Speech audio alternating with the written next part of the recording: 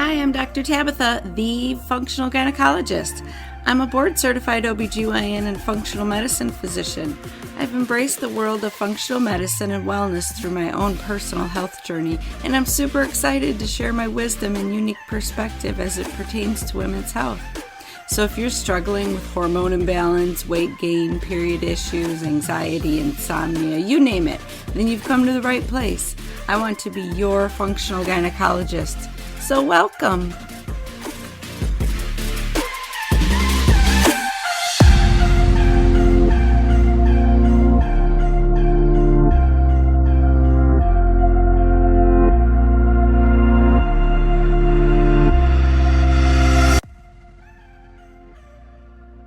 Hi, ladies. So I'm really excited about this episode. This is kind of a continuation of episode 65 back in March. How do your genes affect your health with Dr. Shay? So he talks about epigenetics and how we can use our genes to influence and really take our health to the next level. So I did his genetic testing. It's a saliva test. You send it in the mail, it goes off to Australia.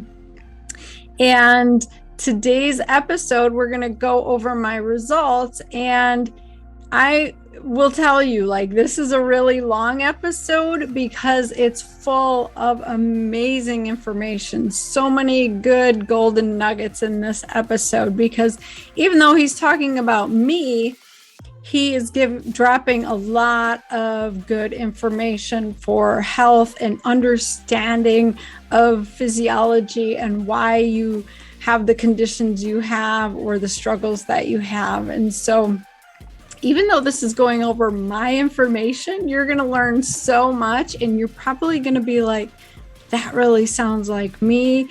And oh my goodness, I need to do genetic testing to see, what pieces of the puzzles I'm missing. So you probably have to break this episode up into a few different sessions.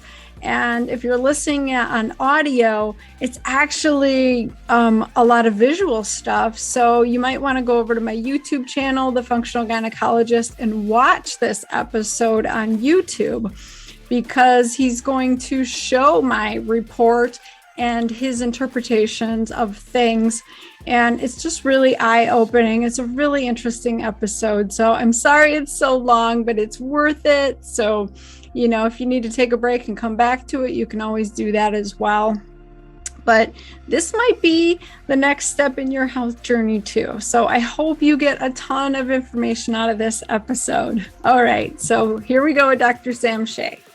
All right, Dr. Sam, welcome back to the Functional Gynecologist podcast. Thanks, Dr. Tabitha. It's great to be back, and we've got a lot of fun stuff to go over today. Oh, I'm so excited. So this episode is a little different. We're just going to act like I am your client or your patient, and you are going to go over testing results I did, because I did the big genetic screening panel, right? Yeah, you did all five. You did the genetics lab package, which is a combination of 5 unique genetics panels that are unique from all other genetics panels out there. And what we're going to do is we're just going to go through it, because you haven't seen your results yet. So we're gonna, it's all very exciting. We're going to go through, quasi live, I guess. I mean, right. And then it's very generous of you to be willing to share this whole process with, your audience. And part of the thing about going over genetics results is a lot of people can feel intimidated by it, or it's deep, because there's some results here that are not ideal, in terms, and just to be really transparent, to date, I still have the worst genetics profile of anyone I've ever run this on. Oh my goodness. So it's not like if I say you're in good company, it's not saying yours is as bad as mine, because no one's is, but I understand the sting and the concern and the fear and the anxiety that some people may have about what's this Pandora's box going to reveal. And I just want to put at the outset, the whole intention of these specific 5 panels is practical and empowering. It's not to make anyone feel like they're doomed, that all hope is lost. There's no point. Any of this stuff. It's designed to give you the truth, but also give you the practicality. Because one of the benefits of this type of genetics testing is that we're looking for what are the specific genes that, I mean, we talked about this in the last genetics talk we had, is that there were 4 criteria for these genes. One, they were part of the major panel. They were a part of the 7 drivers of all diseases: inflammation, free radical damage, liver detox, vitamin D utilization, methylation, cardiovascular circulation, fat and energy metabolism. So then they were the upstream genes. So inflammation has hundreds, if not thousands, of genes that are involved directly or indirectly. So we're not looking at the hundreds and thousands underneath. We're looking at for the top 15 that control all of them underneath it. Then we're looking at, of those genes, oh, sorry, it's more than top 15.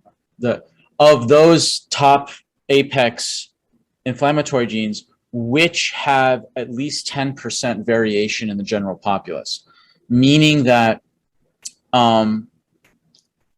there's a likely chance that someone's going to have a variation or a yellow dot or a red dot, meaning that they're not going to have the ideal genetic, predisposition.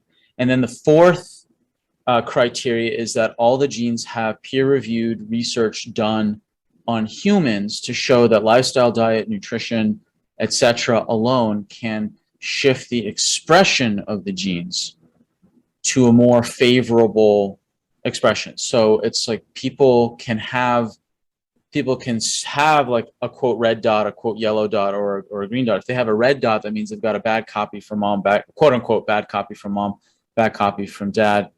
And then so they're starting back further back from the track. The Summer Olympics are on right now.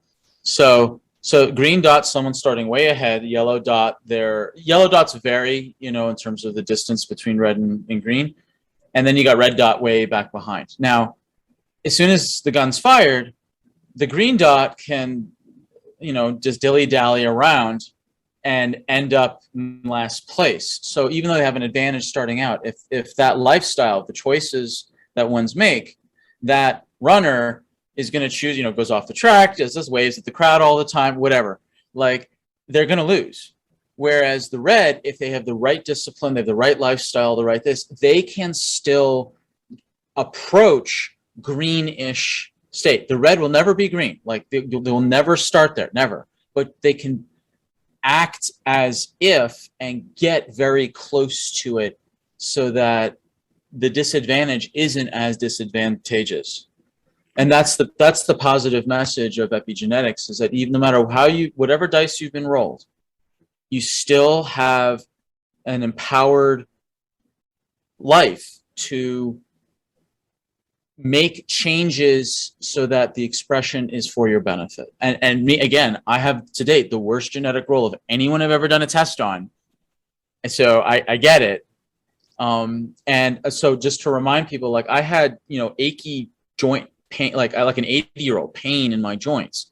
So I have a massive inflammatory roll.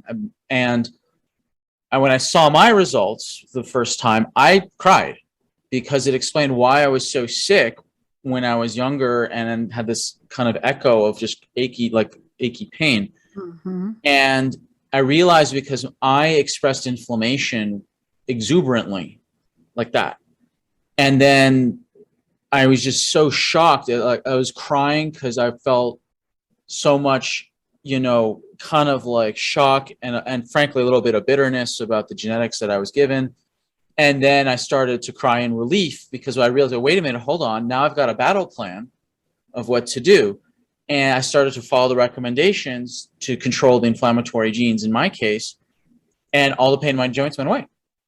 Okay? Oh my gosh. I love all that. I'm really excited to get these results. I mean, you hit on so many good things. Your analogy is perfect.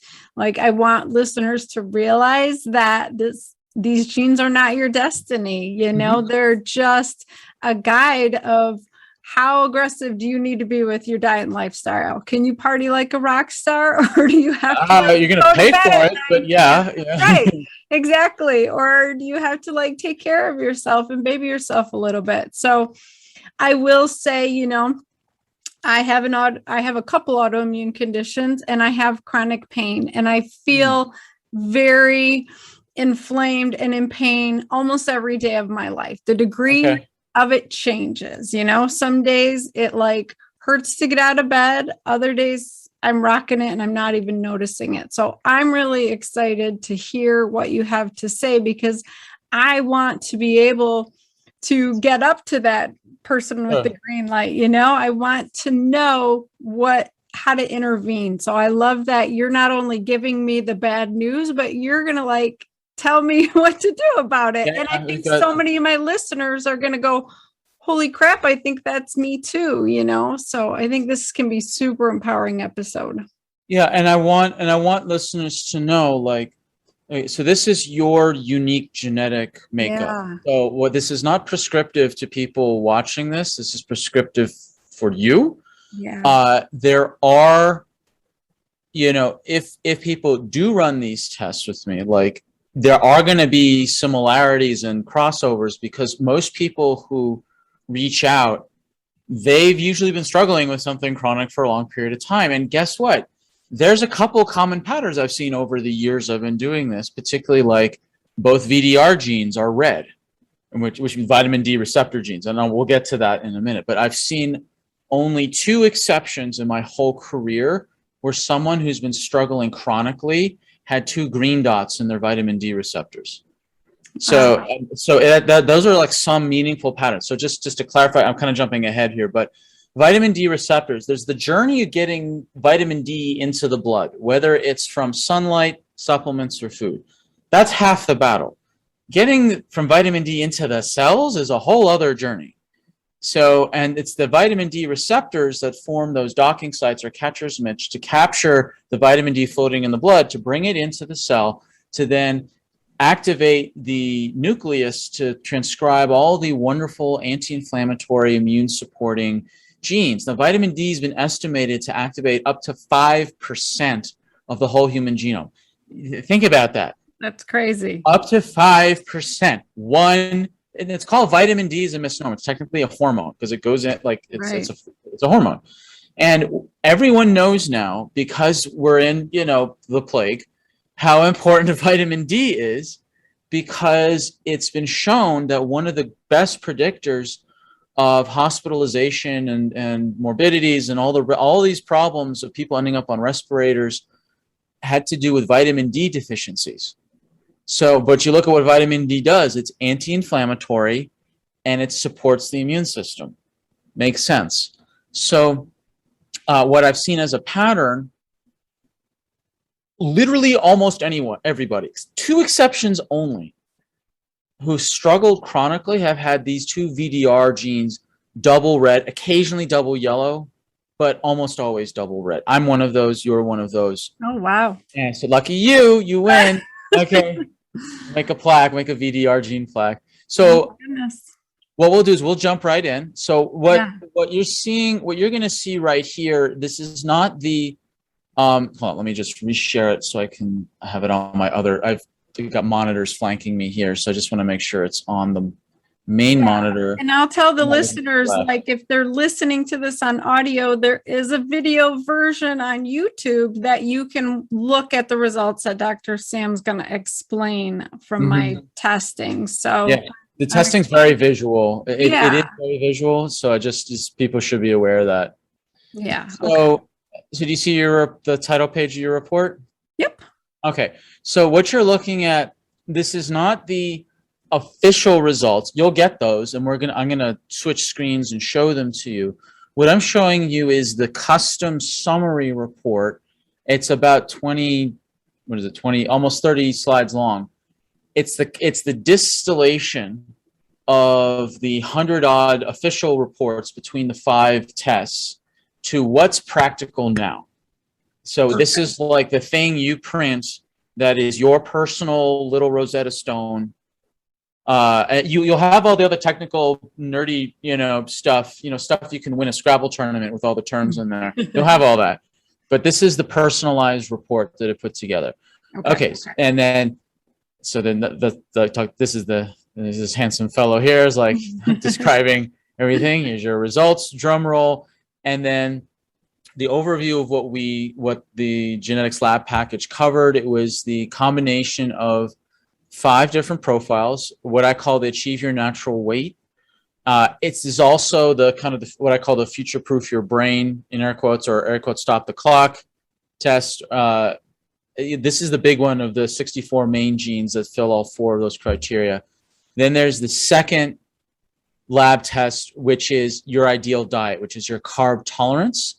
Is that how you navigate the world of carbs? Like, I'm a very low carb person. You're actually in the middle range. We're going to get to that. Actually, as the first one, we're going to start there because that's usually the one people want to know the most. Is like, what diet? Diet. Right.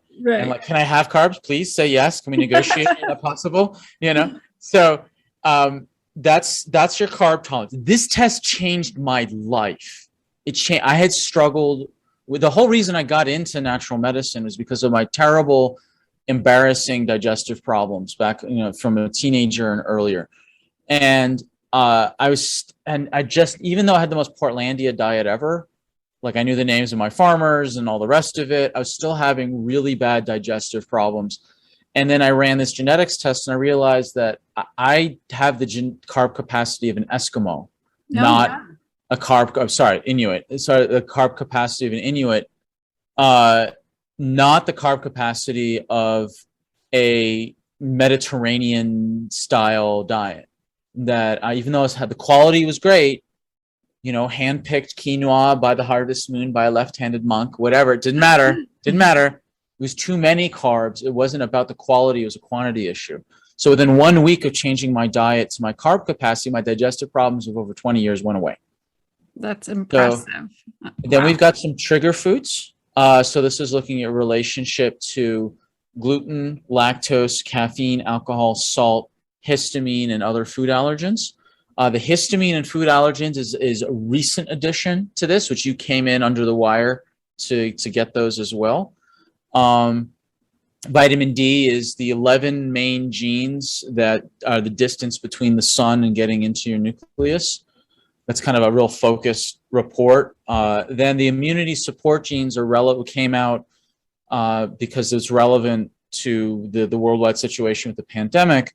The immunity support genes are specific derivations of about half of the achieve your natural weight genes with a specific lens towards immunity support.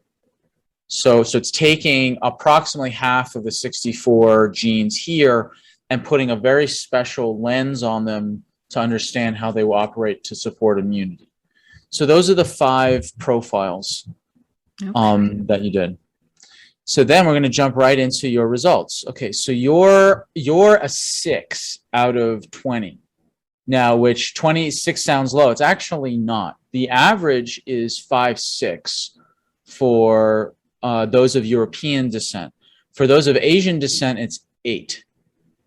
Okay, and the 5.6, this is Mediterranean, like 6 especially. 5 is a lower carb Mediterranean. 8 is a higher carb. So I am a 2. Now, my ancestors came from northern Russia. Not a lot of carbs up there, so that makes sense. Yeah. Now, how do we make this practical? There's a lot of words. Again, this is condensing 40-page report down into 2 slides. So here are the basics. It's called, how do you use this 6? You use what's called the finger rule. Now, 6. So you see, here's an image of my hands here of 6 fingers, right? Like this, 6 fingers. All right. So how do we take this number and make it practical when you eat all of your meals? Okay, that's where I came with the finger rule. So the background to the finger rule is I'm sitting thinking about this test, this carb tolerance test, and how do I make this easy to apply? So I'm watching Game of Thrones, true story. I'm watching Game of Thrones, and this is the mind of a clinician. You're watching Game of Thrones, and you're thinking about lab testing while you're watching Game of Thrones. Right. That's the thing. Okay. So,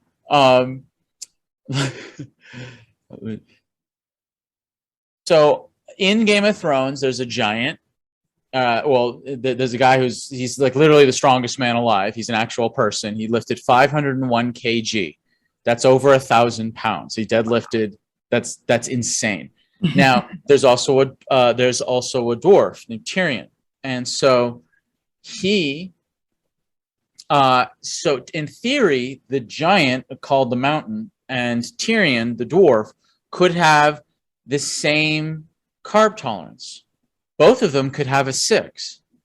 So does it make any sense to prescribe, if someone's a 6, that's exactly 500 grams of carbs per meal? That makes no sense when you're talking about someone who's 7 foot, 400 pounds, and like 2% body fat, and someone who's a dwarf. Makes no sense to just give this prescription. So I'm sitting there, I'm like, how can I reconcile this? And then I remembered I taught X-ray analysis after I graduated chiropractic school. And in X-ray analysis, in the board exams, you learn a lot about the differences in skeletal X-rays between normative human structure and dwarf structure, because the bones of dwarves are different. Like there's some anomalies compared to normative skeletons, particularly their fingers. And I'm like, wait a minute, dwarf fingers. So what grows in approximate ratio to weight, to height and even weight with a human? The size of their fingers. So Tyrion's finger, like his index finger is probably 3/4 the length of my pinky, whereas according to the mountain, his fingers is probably like 3/4 the length. My fingers, the 3/4. His longest finger is probably 3/4 the length of my pinky, whereas his longest finger, my forearm, is probably 3/4 the length of my forearm. Right. Right. So it's the finger rule. So if you're a 6, whatever your height, here's the rule of thumb, or rather rule of finger. You get 6 fingers worth of carbs, heavy carbs, maximum per meal as a baseline. All right, so I'll say that again. You get 6 fingers worth of carbs, maximum per meal as a baseline. So what do heavy carbs mean? Grains, sweet fleshy fruits, tubers, really carb dense tubers. So it's like potato, right? Yucca, grains, sweet fleshy fruits like mango and Honeycrisp apples, as opposed to light carbs. Light carbs are mixtures of carbs and fiber, carbs and protein, carbs and mostly water, carbs and fat. So light carbs, you would get 6 times 2 as a baseline maximum per meal. So you have a Honeycrisp apple versus a sour Granny Smith apple. Do you see the difference? Mm-hmm. So you have a instead of potato, you have things like a squash, which is like more fiber and water. A carrot is more like, it's like carbs and fiber. Beans and nuts are not, they have carbs, especially beans, but they're mostly like, it's most like protein. It's a mixture of carbs and protein. So heavy carbs as a baseline is 6 fingers worth. And I don't mean how much you can stack on 6 fingers. This has happened where people try to negotiate. Oh, so how much I can stack on fingers? Like, clever. No, but good try. You mean like 6 of potatoes, 6 of fries, 6 of hash browns, and 6 of waffles? I'm like, again, A+ for effort. No. So it's the width. It's the whole mass. So, because remember, like people, really, the mountain, like his fingers are basically which you can dunk your fingers in water. Like it's the whole, like everything. It's 6 fingers worth. Now, I just want to preface, there's no scientific literature on the finger roll. It doesn't exist. This is the difference between a scientist and a clinician. My job as a clinician is to take the science and make it practical and usable and effective. I ran this by Dr. Beaver. I interviewed him. I have 2 interviews of him on my YouTube channel. People want to meet the actual scientists that put together these tests. I ran the finger rule by him because, look, he's the scientist. I'm the clinician. I take his stuff and make it usable, for the everyday person. He said, that's very clever. Let me know how it works.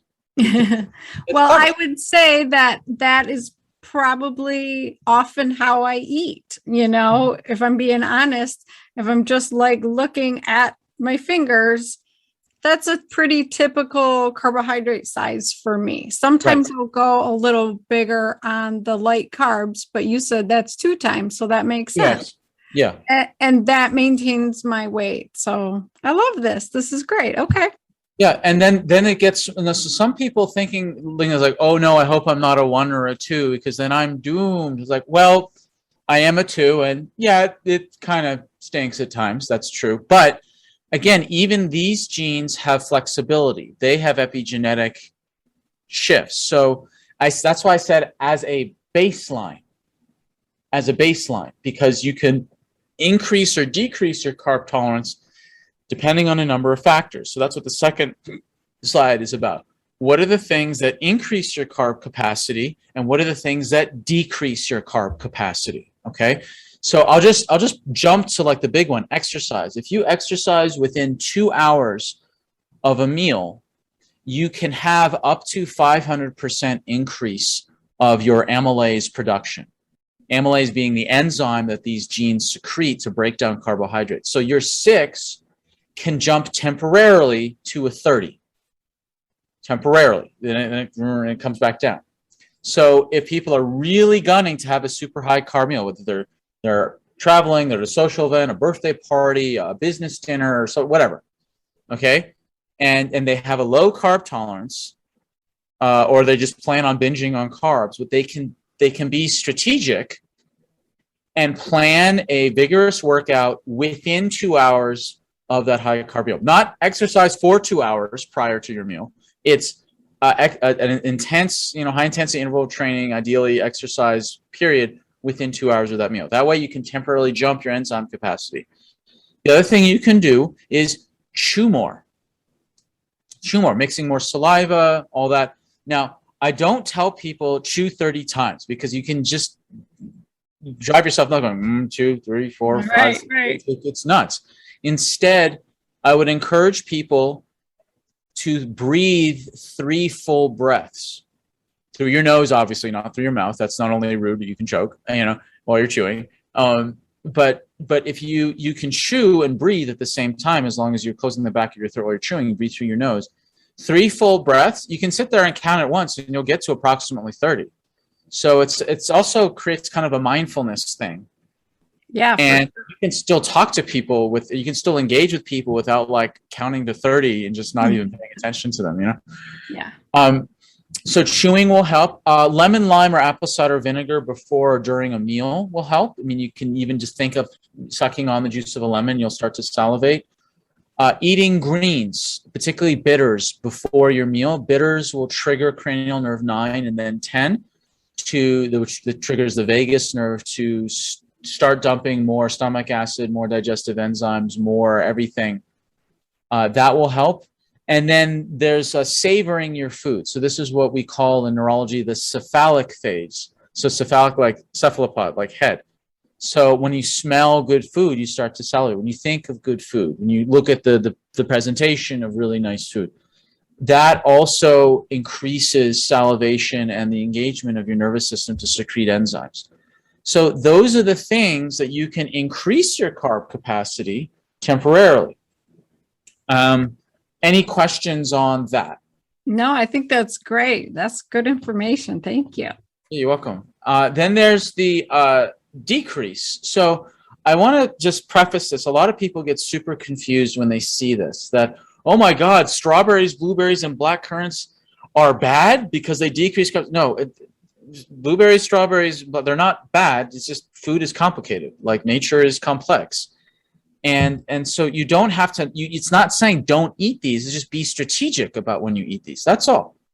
You can have these. Just be strategic. So strawberries, blueberries, and black currants have polyphenols which shut down carbohydrate carb digestion for whatever reason. That's still not clear to me why, but that's what the research shows. So if you're going to have strawberries, blueberries, and black currants, simply have them after, as like a dessert thing, after if you have heavier carbs, or you have them separate from other carbs, like as a snack in between or something. Like they just finished cherry season. I actually don't know if cherries shut down amylase or not, but as an example, it's like we just had cherry season, and I eat cherries in between meals, not with meals, Okay. So pumpkin, beans, eggplant, and red cabbage. Red cabbage, super nutritious, one of the cheapest organic vegetables available. When I was in chiropractic school, I couldn't afford it. So I was basically living off of like eggs and organic cabbage, for a period of time. And then when, going through, functional medicine training and the functional medicine institutes I'm certified in, it's like you learn about all these wonderful components to all these different foods, but occasionally you find out there's drawbacks. Like eggplant is a nightshade, so sometimes it can provoke inflammation. It also turns out it can suppress amylase. Red cabbage, totally full of nutrition, but for some people who are sensitive with their thyroid, the raw cabbage can have what are called goitrogens, which can affect the thyroid. Red cabbage can also decrease carb capacity. Now, why is it red cabbage and not green cabbage? Because the polyphenols in the red color of the red cabbage. So if you're going to have also pumpkins and beans, you just same thing. You either have them, you have them separate from other carbs, or you have your other carbs first, or you simply do more of this. You do more of the chewing, more of the lemon, lime, apple cider vinegar. You eat your bitter greens first, you savor it more, you exercise ahead of time. You do all these other things to help just increase your capacity. It's a balancing act. You can just do more of the other stuff. Yeah. Corn is ironic, is that it suppresses amylase. Rice also suppresses it as well, which is my theory, again, just my theory, why the average AMY1 gene copy number is 8 in China, because it's a 5,000 plus year rice culture. And so there was a very concentrated geographic selective pressure because you lived off, so much into the carbs was based off, the calories are based off of rice. But if rice suppressed amylase, there was a genetic pressure to select for higher carb tolerance because rice was the thing that everyone was eating. Yeah. Does that make sense? Yeah, makes total sense. It's the same thing like in northern Russia, in the Arctic regions. There's no selective pressure to have higher carb tolerance. That's why I'm a 2. Mm-hmm. It goes in the other direction. Right. It goes down. So, all right, very interesting. So I'm sorry, I'm looking down to my right because my little French bulldog wants her belly scratched. So I'm just kind of petting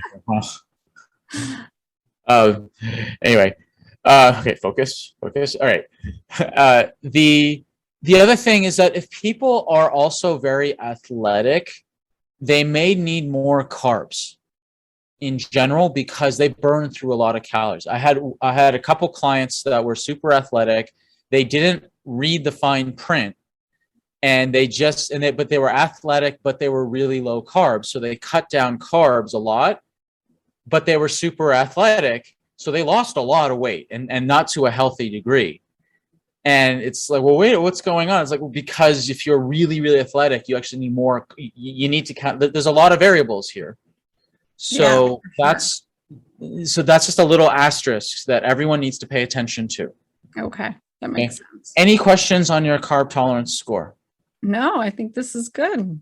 So I've also created, now there's the official 40-page report that goes into detail. Now, I've distilled that report down into 10 pages, a longer version that also includes the recommended diet, like recipes and like a lot more information and a lot more detail, a lot more.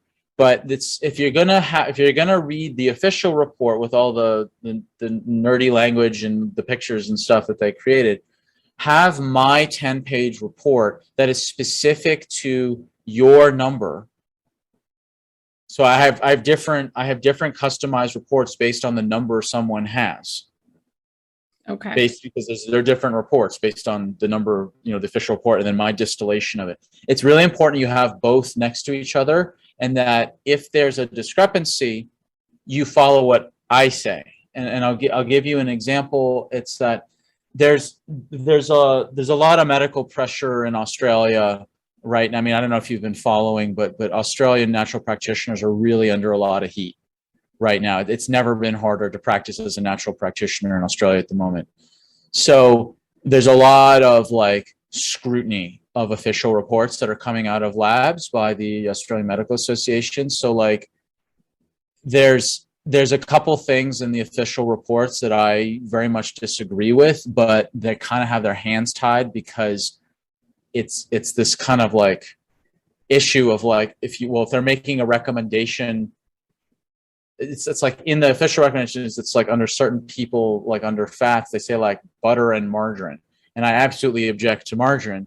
Right. But the Australian Medical Association and their army of nutritionists are saying, no, it's fine. Why are you objecting to it? Like then it becomes a problem. So I have my official report, which kind of goes through and says, okay, this is what is officially said. This is what I absolutely agree with. And this is what I disagree with. So that's why I say follow my report. So that's why it's a bit challenging if people want to try to run and get this test run themselves.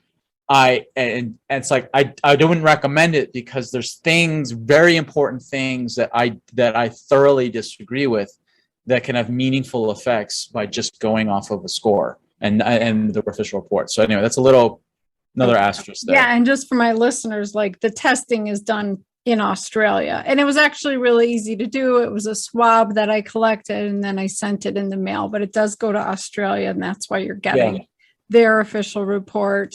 But I agree, like margarine is toxic. So Absolutely. We're going to follow what you recommend. So and they're very aware of this issue. And I brought it up with them and so there's an understanding as to why it's still in the official report and it's awkward, Yeah. So, and just like getting it out to Australia, it's like super easy. Like I pre-print all the paperwork, like the documents, like it's just what goes in the thing, what goes on top of the envelope, walk into USPS or wherever you are in the world. If you're not in the US, then it's just, send the test kits there and then you use DHL to send it off. It's really easy. So, and I've been to that lab in Australia. I have been in that lab. That's awesome. And it is phenomenal. Like, and the level of accuracy is unbelievable. Like they are super duper accurate, way more so than 23andMe and Ancestry and all that. And they showed me the technology of how, of course I can't describe it because I have an agreement with them not to share, but it was so clever that he showed me an example of how he was able to find that there were two sets of DNA on one swab because they were able to parse it. I was like, wait a minute, this doesn't make any sense. And here's what happened. It was a mom who did the swab, and then she left it out to air dry, and her toddler came by thinking it was a lollipop, put it in his mouth. And I was like, well, that's not very candy-like, and put it back. But mom didn't realize it, and she sent it off, and they found like there's like two sets of DNA in here. They were able to catch that. Wow. That's how cool it was. So yeah, I love this lab. Absolutely love it. And this is the only lab that does this type of reporting. So you can't actually get this thing elsewhere.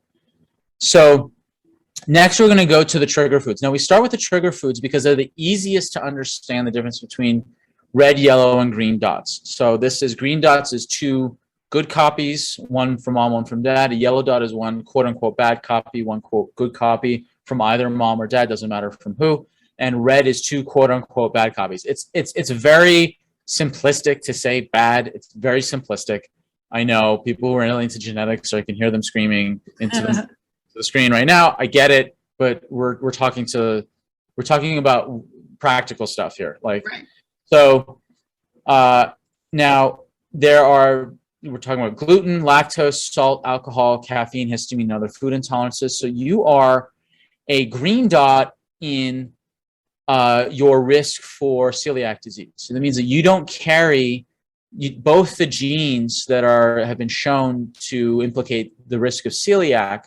You don't have that risk genetically to have celiac. It doesn't mean, however, that you couldn't possibly have non-celiac gluten sensitivity to gluten-based foods. Now, this just means that you don't have the genetics to create celiac based on the genes. Doesn't mean gluten is good for you, because a lot of gluten-based foods, particularly if they're inorganic, are just drowning in toxic pesticides and other problems that are Trojan horsed in along with the gluten-based foods. It just means that celiac is not necessarily on the radar for you.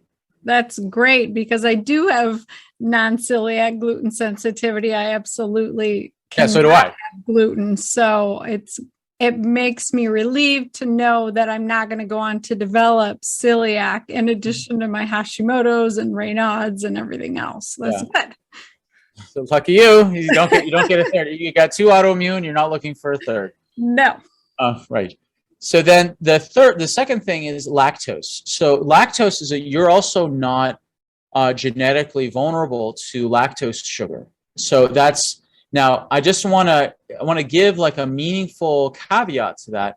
It doesn't mean that you might not be sensitive to dairy. Now, I am a green dot in lactose, and I am super sensitive to dairy. Why? Because there's other allergenic proteins. I mean, lactose is a sugar, but like there's whey and there's casein. It's just 2 other main allergenic proteins. I'm very reactive to those things. Yes. So, yeah. So it doesn't mean people have a green dot, they got a free ride with milk. Like, so I'll give you a real example. My mother, I was very reactive to dairy, and my mother went, at the time, this is like the 80s, she got Lactaid milk and Lactaid pills. She's like, look, we solved your problem. And I would take it and it would do nothing. And she'd be so frustrated because she thought got the expensive milk, did all the things, and was like, it was not a good situation. She thought I was like making stuff up or wanting attention. I was like, no, I'm genuinely like really have a bad stomach issue going on. Because in her world, she thought the only thing wrong with milk was lactose. Now, she's a retired medical doctor. She was a medical doctor. She graduated in the 70s. And at the time, 70s, 80s, like that was all you thought was bad in milk was lactose. So I can understand her frustration, because whey and casein were not on the radar, especially for medical doctors. Right. So that's why I could be. So even if you took the lactose stuff, it doesn't, not irrelevant if you're reactive to casein and whey. Now, in the official report, they actually have a really wonderful chart of dairy products with decreasing levels of lactose if you are a yellow or red dot. Now, it doesn't mean you may still be reactive to casein and whey, but if people are reactive to lactose, there are certain dairy products. The biggest example is ghee, which is best. There's no lactose, no proteins. It's just the fat. Like I'm fine with ghee as long as it's actually pure ghee, because sometimes it's not so pure. Yeah, exactly. Good. So any questions on this? No, it's all making so much sense. Yeah.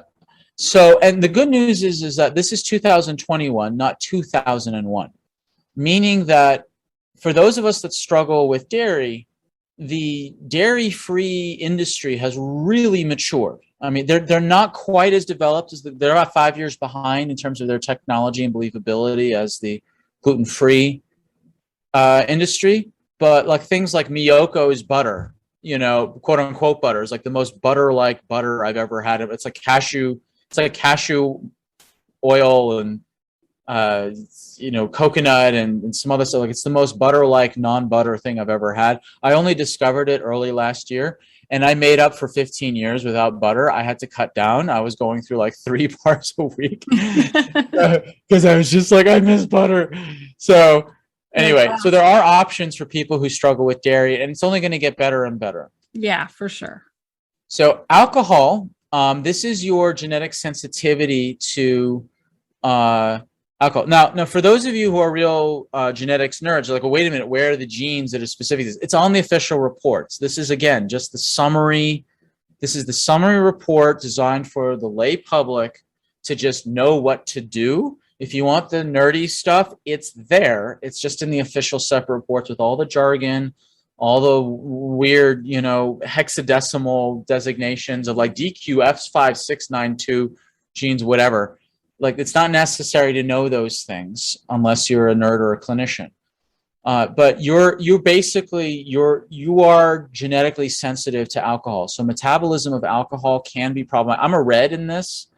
So like, I've instinctively always shied away from alcohol, always. Yeah. Now, me too. If I feel like I'm a red, like if I get past 3 drinks, there's a potential that I'm vomiting and having a hangover. exactly. It's pretty low. Yeah. Like, I've avoided alcohol. I mean, the reason that I don't drink alcohol is not necessarily my genetics. It's that if your first exposure to alcohol was Manischewitz, you'd be sober too. That's not good. So if people want context for that joke, go to my YouTube channel, and I have a stand-up comedy playlist. I do stand-up comedy as a hobby.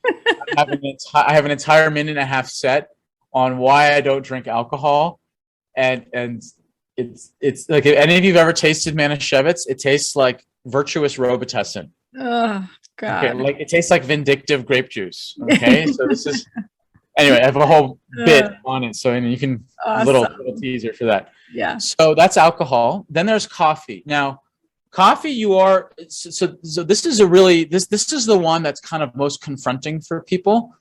I find that, of the 7 things that this food trigger panel reveals, the things that is the most confronting to health enthusiasts is the coffee one. Okay. And so I'll give you an example of me. You're a yellow dot, but I'm a red dot. All right. So I had the most bulletproofy coffee ever, coconut oil, coconut milk. I put in like licorice for adrenal and ashwagandha, and I added in like clove and cinnamon and cardamom, and I made this like fancy like chocolate powder, like cocoa mochaccino chai Moroccan coffee, this luxuriously super complicated thing, and I was still a jittery mess. 90 minutes later. I have become that way in the past 3 or 4 years. So I find that my genetics are definitely going the wrong way. I'm not doing well with coffee at all. Yeah. So what happens is that certain people have a hard time metabolizing caffeine, and they can have what's called caffeine-induced anxiety or depression. Yeah, for sure. Caffeine-induced anxiety and depression. So this is why, if people are avid coffee drinkers, or they think the way to productivity nirvana is bulletproof coffee, get tested first, because I cut caffeine out of my life with rare exception once I got my genetics back and explained my lived experience of having coffee. Could it be possible that it's making me tired in addition to depressed after I drink it? So it depends. That's probably more a function of your adrenals than the actual coffee itself. Okay. That may be an adrenal issue. So I also have a degree in acupuncture, and when I was learning TCM from my professor, she said, according to Chinese medicine, caffeine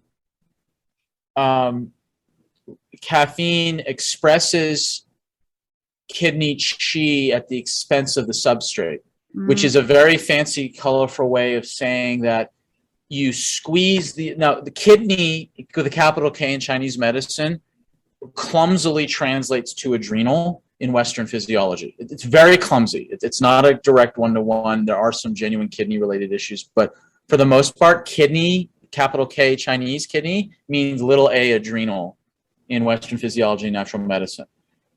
And So if you drink coffee, you squeeze out cortisol, but you exhaust the adrenals. That's what that translates to. So that's what I would say is really might be going on if you're feeling tired after a certain That makes sense because I do have adrenal issues, so major dysfunction.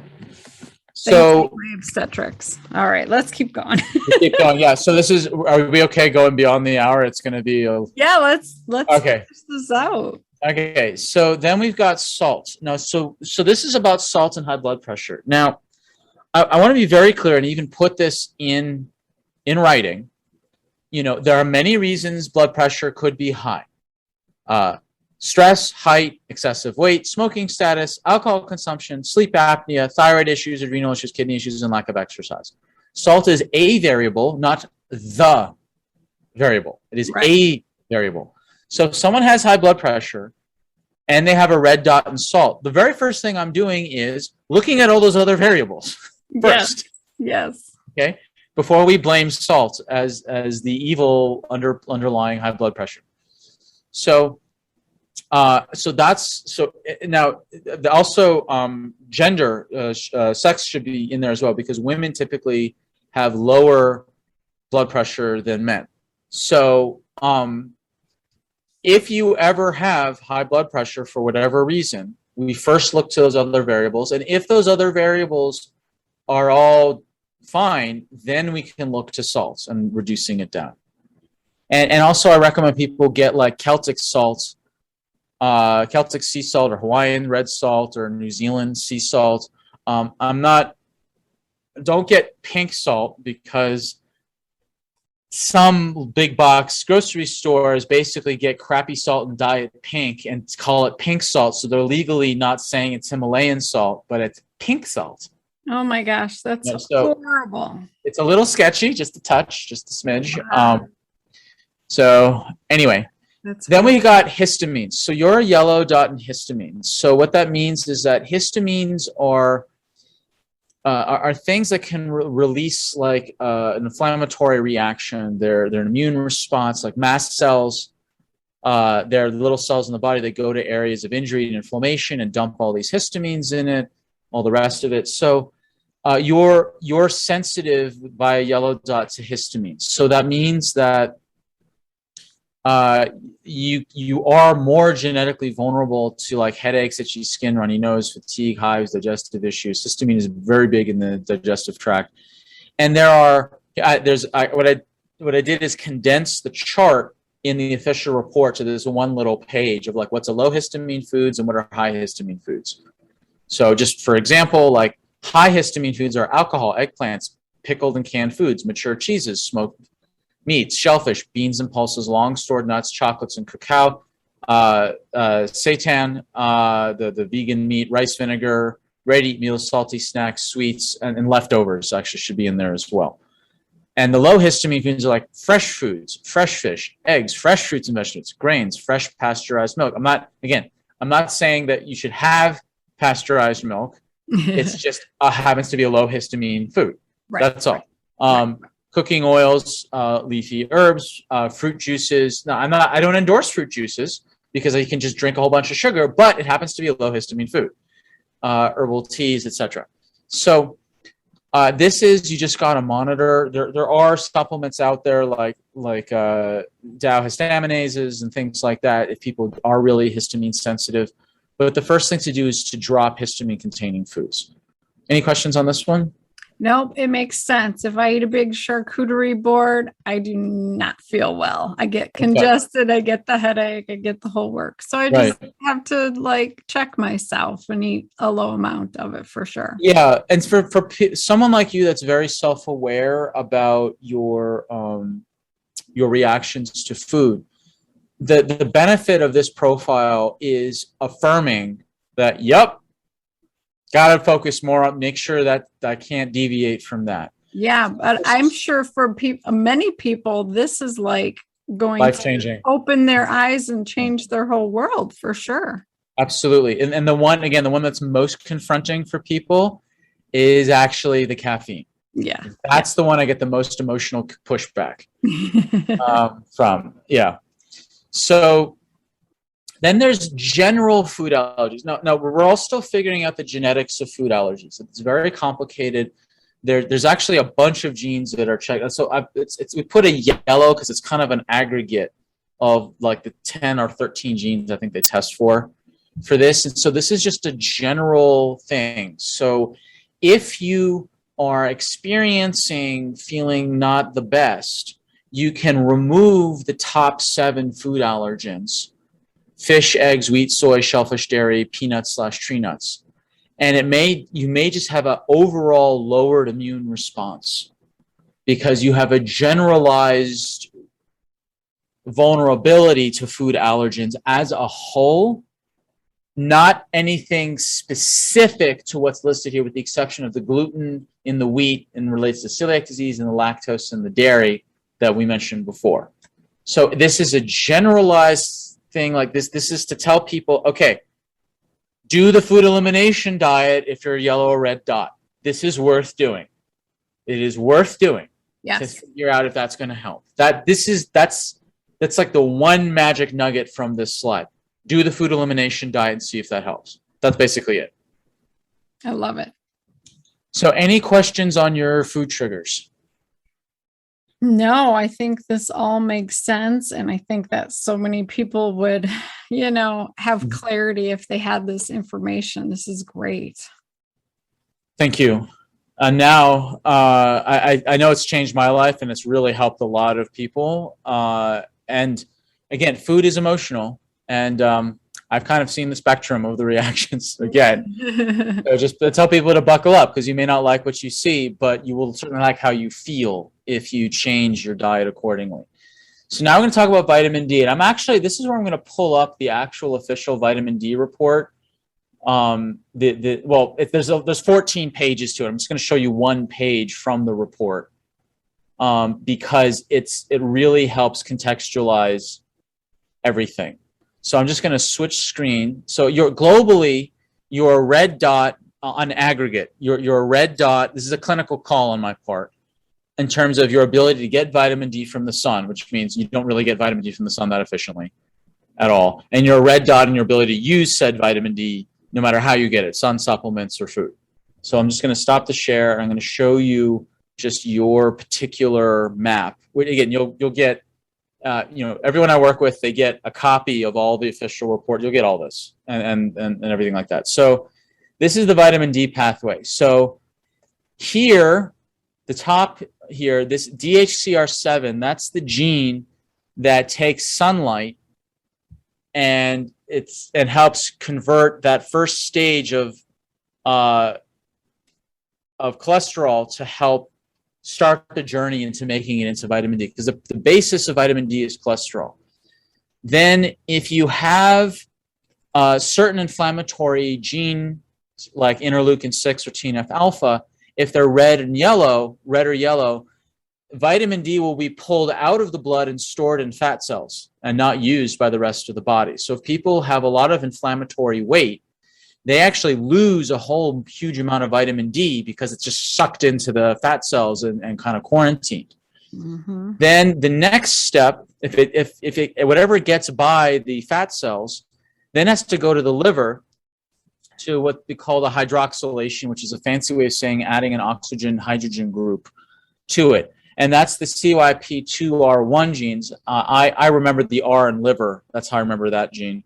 And it's getting a little bit nerdy, but just to keep, you've got 2 green dots, but all the rest are yellow and red. Of the 8 genes that get from the 8 major genes that get from sunlight to vitamin D, only 2 are green, 4 are yellow, and 2 are red. Wow. Now, and that's not good. Like for yellow, people are like, oh, yellow. It's like, oh, it's fine. It's kind of like a green. Okay, so this is the one problem I have with the quote traffic light system of green, yellow, red.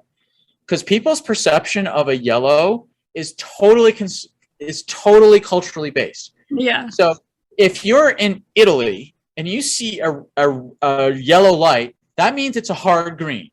You hit the thing and you go through it. If you're in the Scandinavian countries where people follow the rules, a yellow is a hard red.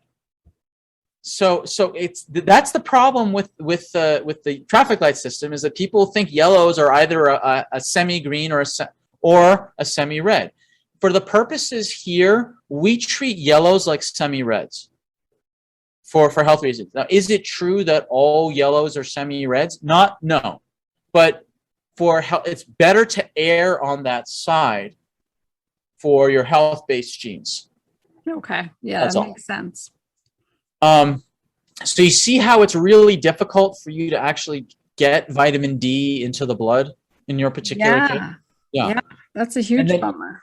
And then when you get it, then you've got some issues with the vitamin D receptors even getting it in. Now, we're going to cover what to do about those vitamin D receptors because the VDRs are so important. Those two genes are actually on the big 64 gene thing, which is what we're going to cover next. And then we're going to see what to do based off of the bigger gene test that includes all this plus the inflammatory genes. Because the VDR genes, in my opinion, are best clustered along with the 15 major inflammatory genes. Of all the hundreds and thousands of inflammatory genes, only the 15 fulfilled the requirements of one of the 7 drivers of disease, inflammation. The genes that were upstream, minimum 10% had a variation, and the genes all showed peer-reviewed scientific research done on humans that lifestyle alone can change the inflammatory genes to be way less inflammatory. And so I put the VDR genes as the 16th and 17th inflammatory genes, if that makes sense. Yeah, for sure. Good. All right. So then the next thing we're going to do is that we're going to go to, I'm going to put the share screen back on to your, all right. So this is the summary page for your vitamin D. So this is just explaining your red dot. It's harder for you to absorb vitamin D via sunlight. You need to take either vitamin D supplements or have foods that are high in vitamin D. So like egg yolk, sardines, liver. If people want, I have a very specific company I get my sardines from, that are from clean caught, etc. Sunlight. There's a great app called D-Minder, like Reminder, but D-Minder. That's a phenomenal little app. It's brilliant because it wherever you are on the earth and the time of day and the calendar day and how much exposure to the sun for how long, it will give you, and your skin tone, it will give you an algorithm of how much vitamin D you're absorbing.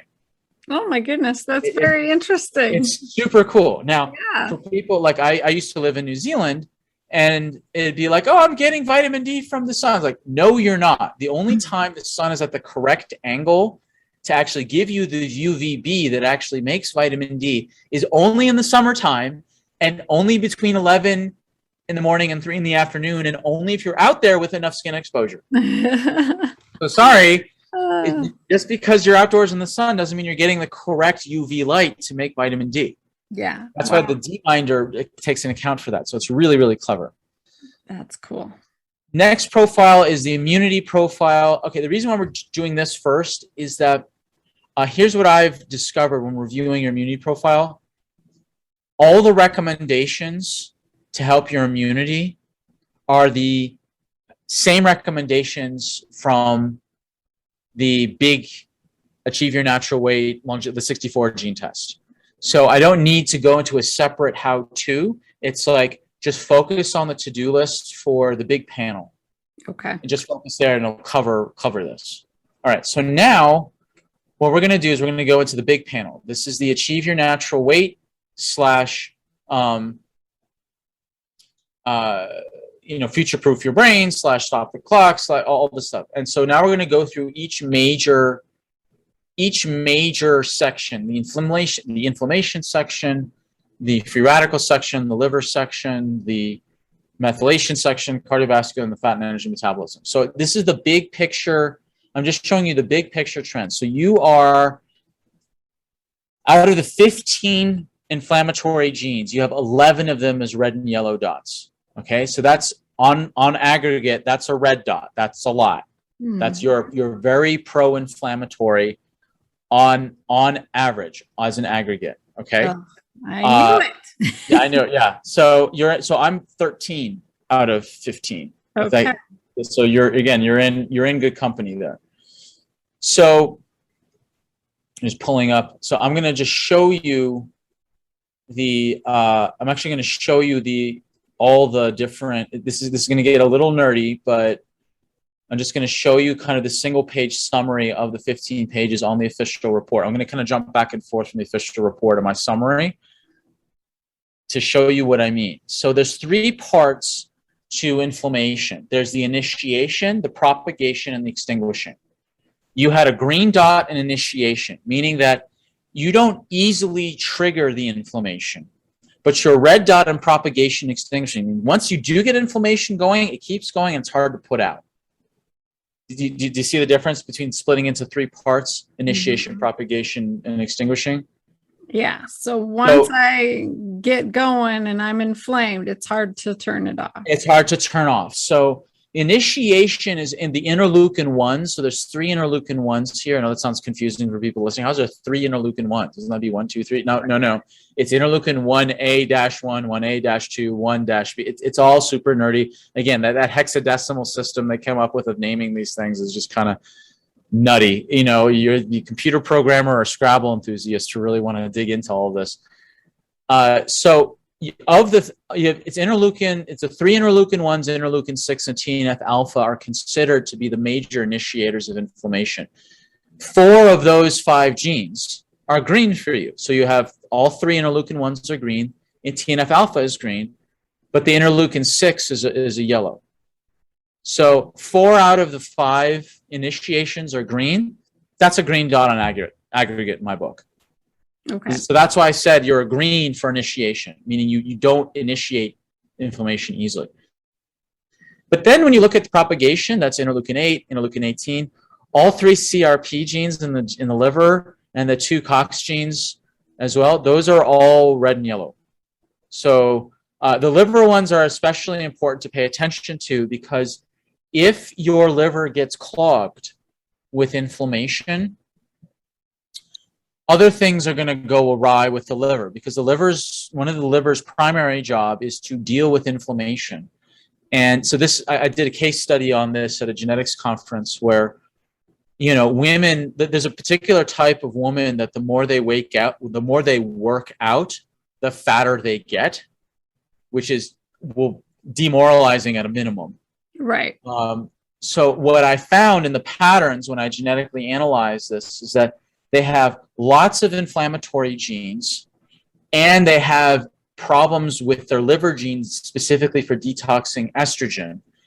But they've got a cluster of these 3 acute phase liver protein inflammatory genes here, the CRP genes, meaning that if they get inflamed and their liver just kind of goes, you know, wacky with all sorts of inflammation, the liver is going to make a decision. Are we going to deal with inflammation that's really dangerous, or are we going to try to deal with these hormones that are floating around? Now, I've asked people who have no background in health and medicine, intuitively, what would you decide if you were the liver? Inflammation or hormones? What are you going to deal with first? Every single person, with no exception, has said inflammation. I said, you're correct. So what happened is that these women that over-exercised for their genetic capacity, they crossed the line from anti-inflammatory levels of exercise to now pro-inflammatory levels of exercise. And then what happens with all the inflammation is their body now starts to retain water to dilute the toxic inflammatory chemicals. To do what? Buy the liver and kidneys time to filter out the toxic inflammatory chemicals. That's why they can get fatter, not from fat, but from water retention. It's puffy weight, it's fluid weight, it's water weight. It's not calorie weight. It's this puffy weight, right? So, and there's one simple test aside from you overexercise, you get fatter. It's the muffin test. I think we talked about this on the last podcast. If you eat a muffin that, you know, unless it was last year's Christmas fruitcake, it didn't weigh 3 pounds. But if you ate a tiny muffin and you suddenly gained 3 pounds, it's not the weight of the muffin, it's the inflammatory chemicals in the muffin that triggered an inflammatory response. So your body's not retaining water to dilute the toxic inflammatory chemicals in order to buy the liver and kidneys time to filter out those toxic inflammatory chemicals. So it's the same. So, and if you've got this cluster of these overall lots of inflammation, lots of these 3 liver genes, and particularly the 2 VDR genes in red, you are very vulnerable to this inflammatory puffy weight phenomenon. Does that make sense? It makes complete sense. I always gain weight when I strength train and do There you go. Hard, high intensity workouts. And I feel crazy. Like, why am I feeling swollen and puffy and gaining weight when I am working out? That's you right here. This is it. This is why. This is why you're literally the case study that I've presented at these genetics conferences on. Like this is exactly the mechanism. So what's the solution is you focus on recovery primarily. Like and you only do intense workouts once every 2, ideally 3 days at most. You don't do it every day. You do not do this every day. You don't do high intensity every day. No. You do minimum 1 day break, ideally 2 days break, and you only do high intensity interval training twice a week. And then in between, at most 3 times a week, at most, but really twice, if you're this sensitive to it. And what you do on the off days is you focus on movement, not exercise, but movement, like yoga, walking, swimming, tai chi, qigong, all these other things.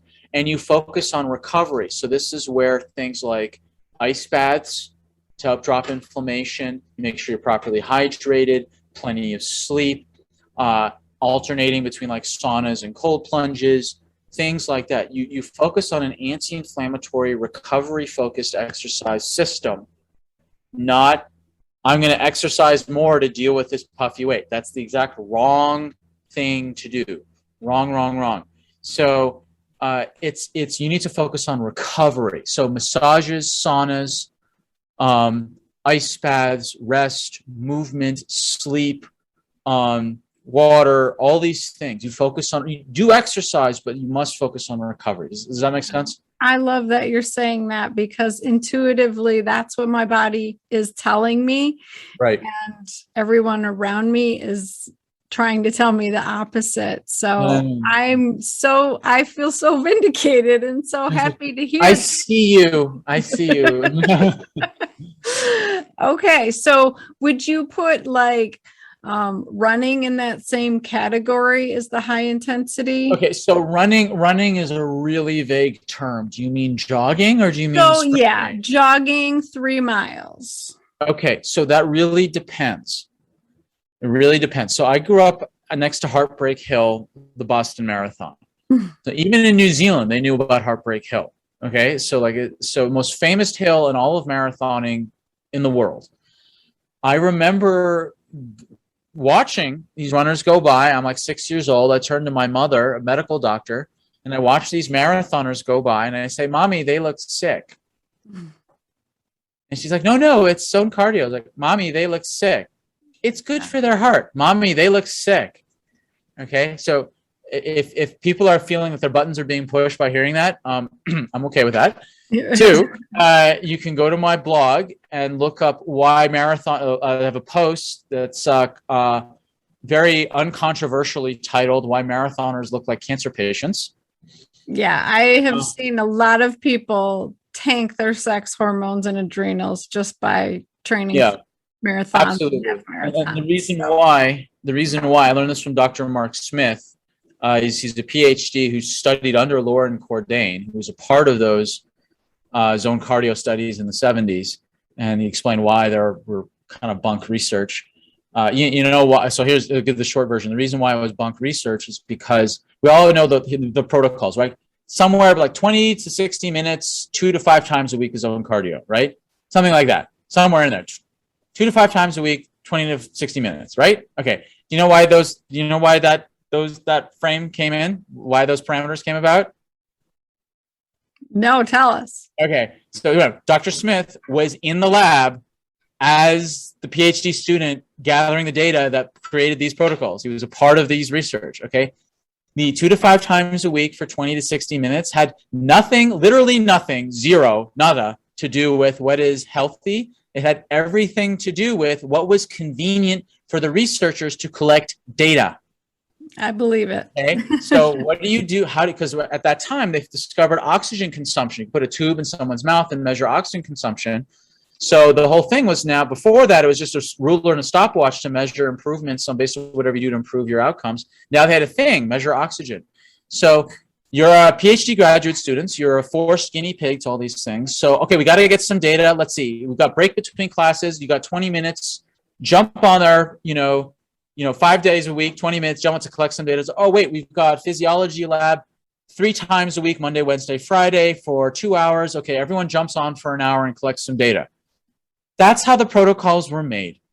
Wow. Because it was a data collection parameter, not a health optimization parameter. Now, just to be fair, the high intensity interval training research is guilty of the same thing, just in reverse. These 20 seconds on, 10 seconds off, 30 seconds on, 30 seconds, like they're giving an arbitrary number for rest and activity, as opposed to measuring actual physiology. Exercise has to, I can spend another hour. I have a whole podcast just devoted to this. So look, I just tell people, like, read the article.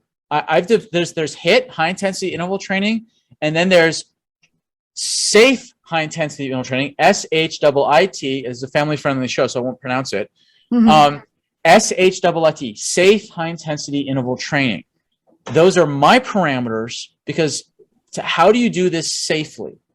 Whereas, like, basically you exercise to a level of intensity, so you get a deep muscle burn within a minute or less of the exercise, because the deep muscle burn is the lactic acid production. Lactic acid at that point is a hormone triggering the hypothalamus and other mechanisms to burn fat, release growth hormone and testosterone. So if you go beyond the minute, you're now into aerobic respiration. And so that's why marathoners, they don't get that real release of growth hormone to rebuild all their muscles. Instead, they just get this constant rise in cortisol that stays sustained, and it's the cortisol that erodes the muscle tissue evenly across the body, which is why they look so gaunt. So the way you tell the difference between a cancer patient and a marathoner is the marathoners have thighs. Mm-hmm. It's the only muscle that actually gets any real, meaningful activity. Mm-hmm. So, and I know this is going to offend a whole bunch of marathoners, and again, I'm okay with it. And just go read the article. And if people, now here's the other thing that's really interesting. Going back to the carb tolerance, really high carb people, they actually have a higher tolerance for longer distance running. That makes sense. Yeah, exactly. Yeah. And the lower carb people, like me, I'm a sprinter through and through, because if there's not a lot of higher carb areas, you have to walk around and gather, like you're doing zone cardio, you're a farmer, Yeah. Whereas if you're a low carb person, you were sprinting after or away from things, right? You're sprinting after your calories, or you're sprinting away from things that were going to make you its calories. Yes. So exactly. It actually so even the carb tolerance test indicates very strongly how you can dial in your exercise. Now, in your case, you've got a highly inflammatory profile, but a mid-range carb tolerance. So for you, I would say, like, number one, focus on recovery. Absolutely focus on recovery. But you have a longer tolerance for zonier cardio than I do. Okay. I never did well cross country, but I did really well at indoor track. Mm-hmm. And it's made sense now looking at my genetics. Yeah. I would say that running doesn't affect my body the same way as HIIT does. Yeah. So that makes sense to me. It's just a different beast, Yeah, exactly. Good. So now we're going to get to the practicals of what to do nutritionally, etc. at the end, kind of all looking at all things all at once, because one of the real amazing things about this specific rendition of genetics is that I'm not looking for, look, you've got 11 inflammatory genes out of the 15. I'm not going to give you 11 separate things to do for 11 separate genes. That's crazy. This is the problem with most genetic testing for health, is like, here's your 300 genes, here's 300 things to do, good luck. No prioritization, no organization. It's overwhelming, it's confusing, it's demoralizing. So instead, I'm going to look for what are the fewest number of lifestyle interventions that beneficially affect as many of these as possible. Like one intervention helps all 11 of these, or 8 of them, or 9 of them, or 7 of them, or whatever. So what can you do, like the fewest number of things to activate the most number of epigenetic shifts for these problematic genes? Okay. So now that's the inflammatory. Now I'm going to go to the next page of your trend. So this is the free radical quenching genes. So so there are 3 main genes that create the enzymes to quench the free radicals inside the mitochondria, which are the powerhouses of the cell, where the vast majority of your free radicals are made. Now, you can think of free radicals as sparks. They're the sparks that come off the machine. Your mitochondria are very complicated factories that take proteins, fats, and sugars and put them through very, very complicated machinery. And the machines are the vitamins, the minerals are the computer chips of the machines of the vitamins. CoQ10 is like the conveyor belt transport things. You've got free antioxidants that act as the janitors to put out the sparks and clean up the mess. You've got all these different things. You got specialized lipids and fats to form the walls of the factory. There's all sorts of things that go into make this free radical, this powerhouse of the cell called the mitochondria. But you need really good janitors to clean up all the sparks so stuff doesn't catch fire. Yes. So there's 3 genes: MN-SOD, glutathione peroxidase 1 or GPX1, and catalase. And you've got a MN-SOD, which is called superoxide dismutase. There's 3 different main superoxide dismutases. The MN stands for manganese. Manganese is a mineral, not magnesium, manganese. So there's 3 different MN-SODs. The manganese specific one is the one specific for the mitochondria. Now, I'm going to show you on your report what that actually looks like. So it'll make more sense to see why this is so critical. And it is a little nerdy, but it's important to understand why. I'm just going to zoom in just a little bit so it's easier to understand. So the body is really cool. It takes 2 free radicals, and then through this SOD enzyme, this little micro machine, it'll turn 2 free radicals into hydrogen peroxide. Same hydrogen peroxide you get at the pharmacy. And then next, your body takes 2 hydrogen peroxides and then combines with these 2 enzymes, catalase and glutathione peroxides. You get oxygen and water. So how cool is that? Your body takes free radicals and you end up with oxygen and water. That's amazing. That is literally amazing. But if you've got yellow or red dots, that means that these enzymes aren't working so well. Okay, now I got double reds here, so I feel for you. Okay, and so that means that you've got to do specific things to support lifestyle changes, nutrition, etc., to help these yellow dots behave more green-like. Just like your inflammatory genes, we need to give you lifestyle, diet, nutrition in order to make these red and yellow dots behave more green-like. Will they ever be green? No, but they can behave more green-like. So in your case, I've dubbed your overall free radical scavenging capacity as a yellow dot. Okay. And that's probably why I struggle with fatigue. I just chronically have low energy because my mitochondria can't clean house. Right. So then we're just going to jump to the liver. Now your liver, so your liver genes are actually relatively good. Like I very rarely see this clustering of all 5 phase 2 green. Very rarely do I see that. So just to understand this, to help everyone understand what's going on, the liver has two main phases for detox. You can think of them as a washer and a dryer. So the washer if you have dirty clothes and you wash them, I'll actually switch over to the official report because it'll explain this. So if you have dirty clothes and you wash them, but you don't dry them, then they'll get moldy and rotten and even worse.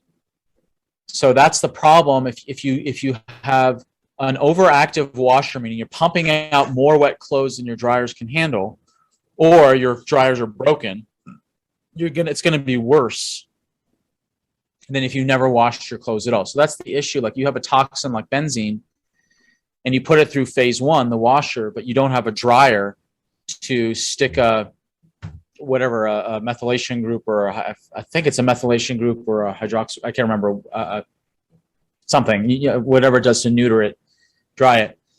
Benzene oxide is 100 times more dangerous than benzene. A benzene oxide radical will intercalate with you, will do terrible, terrible things. So you're better off not putting things through phase one if you don't have a dryer. If you don't have a dryer to fix it. Now you've got a very unique situation where you've got two of the three most important overactive washers, but you've got 5 dryers to catch them. So I didn't quite want to call it a green. I definitely wasn't going to be a red, but it wasn't quite a green because you've got a lot of laundry that's being pushed into those dryers. So as long as your dryers are operational, you've got the proper nutrients like sulfur and other things to help keep them going. You should be okay, but you're always at a risk of overwhelming your dryers. Yeah, that makes sense. I like that analogy. Awesome. I learned that from Dr. Kalish. Then we've got these two other kind of sub things within the liver profile. It's your ability to handle estrogen, and one of the liver genes called HO-1 is a wickedly powerful pro-inflammatory. It spins out inflammation up in the inflammatory genes. It's a little complicated, but you've got a green dot in HO-1, which is really good, so that you're not winding up your inflammation higher than an extra layer of it. And your ability to deal with estrogen in general is really good. And that's mostly because the three of the phase 2 genes, which is really important for estrogen detox, are all green, and you've got of the phase 1, one of the 3 is green. So just kind of on balance, it's more errors on green. So basically 2 of the 6 genes related to estrogen are yellow, the rest are green. So that's why I'm kind of giving you a green. Yeah. Then we come to this term methylation. Now, methylation is a massively complicated thing. We don't really have time to go into the depths of it. What I will show you is I'll just to give people an appreciation for how complicated methylation is. In the official report, these are 15, there's a bit more, but these are 15 major genes that control the methylation cycle. The MTHFR1, and there should be another one, MTHFR2. So you count them up to 15. 1, 2, 3, 4, 5, 6, 7, 8, 9, 10, 11, 12, 13, 14, 15. Yeah. So most people fixate on MTHFR. That's a mistake. Everyone just, oh my God, I'm an MTHFR, I'm doomed. No, you're not. No, you're not. There's 14 other genes. I'm sorry. There's a lot more to it than MTHFR. I really wish people would get off the MTHFR bandwagon and just take a step back, zoom out, and have a look at everything. Okay, so methylation is a really complex process.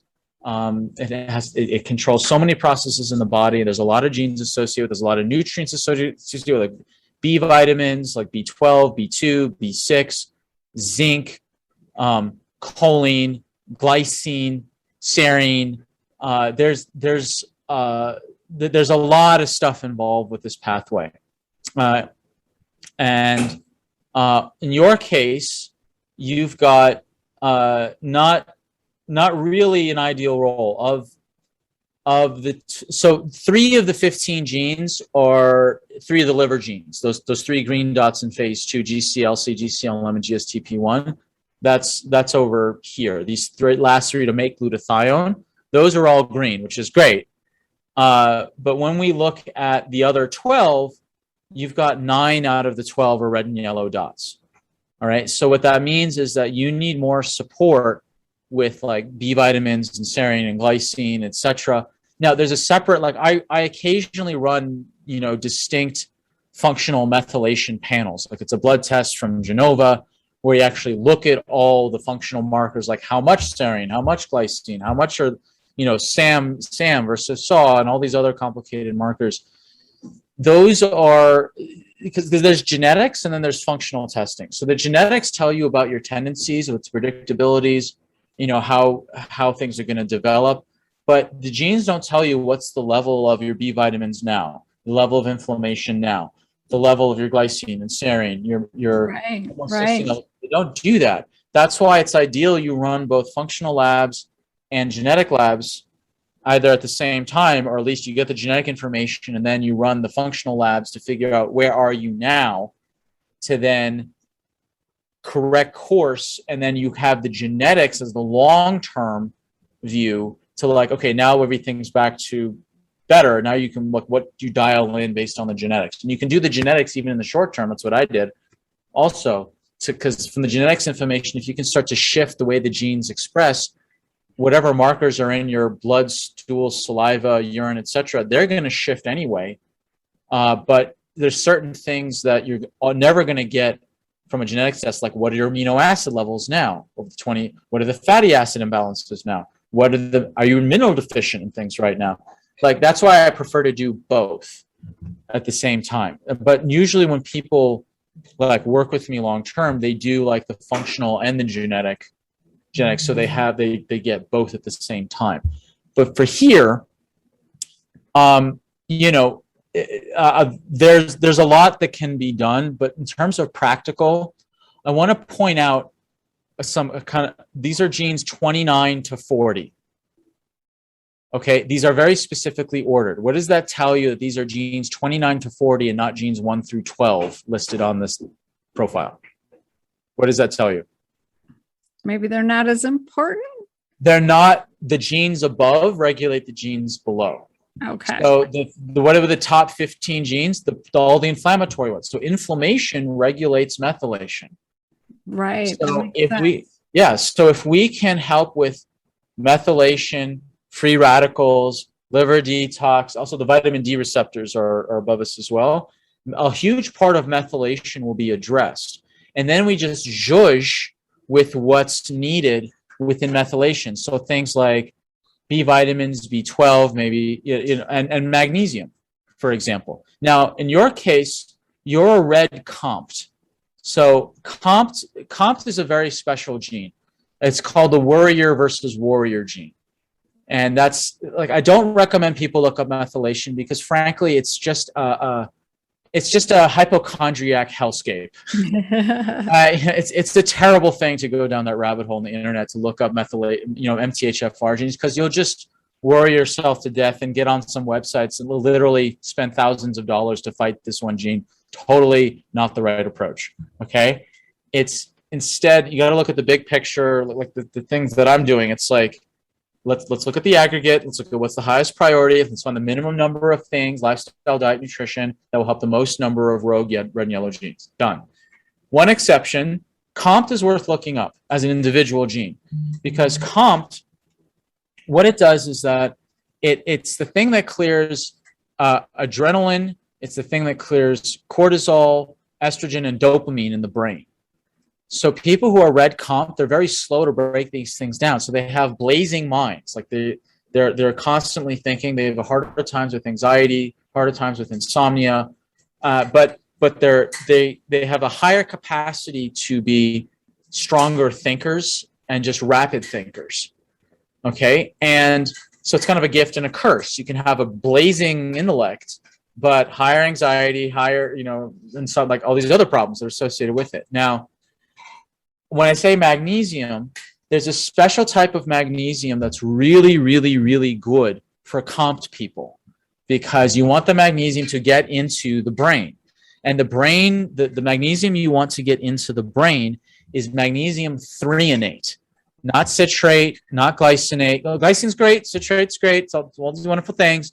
But magnesium threonate is the special magnesium for red and yellow comped people to help them come up. Now, also you can get SAMe, which is great, but SAMe is really expensive. Now, here's something else that people need to know. A lot of you see like, oh, L-theanine is wonderful to help with the mud. It's not for red and yellow dotted people in the comp gene. It's not. It actually makes things worse. Let me go get some water. My mouth's running dry a little bit. Give me a second. Yeah, okay.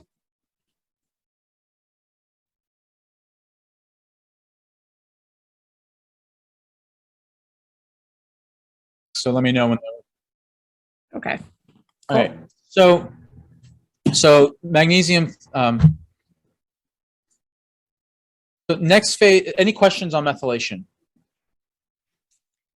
No, I think that's really helpful to know, the specific type of magnesium I should be taking. And it makes a lot of sense because I do have trouble turning my mind off. Thank goodness I can handle my estrogens through my liver because I have the COMT issue. So that's good. So the next thing we're going to cover is blood pressure and vessel integrity. So this is the cardiac portion. Okay. So unfortunately, you've got red dots in both. And yeah. When we come down to the vessel integrity, first thing to look at is blood pressure. So there's several major genes, AGT, ACE. ACE is the most famous and the most powerful of them. You have a red dot in ACE, which means that you're much more prone to higher blood pressure. It also means that you're, it just really means you're more prone to higher blood pressure. And now, again, it's kind of like salts. Just because you have the genes for it doesn't mean you have automatically high blood pressure. There's all these variables that go with it. Like we talked about, weight, smoking status, different, issues with kidneys and adrenals, weight status, stress levels, all these things, sleep apnea, etc. So there's lots of things that go into blood pressure, but genetically you are at a risk for higher blood pressure. And then vessel integrity has to do with what's the level of integrity of your blood vessels, in terms of damage, tears, etc. And you don't have the best role here. That's why I gave it an aggregate or red dot. And just to point out again, like these are genes 45 to 48, not genes 1 to 4. Because what also regulates vessel integrity? Inflammation, free radicals, vitamin D, methylation, because homocysteine really affects blood. So that's why the methylation genes are above the vessel integrity genes, right? Well, this is good to know. I mean, my blood pressure is typically 110 to 115 over 60 to 70. So I think all of the stuff that I'm doing is hopefully preventing these genes from really taking me down, right? Via Absolutely. my demise. Yeah, and you've got all those other factors with blood pressure. Again, like because if females have generally lower blood pressure than males also, so estrogen affects that. So then we can scroll down to fat and energy metabolism. Okay, so this is a bit of a word salad here, but we're going to focus on appetite because the things that most people are concerned about is appetite control.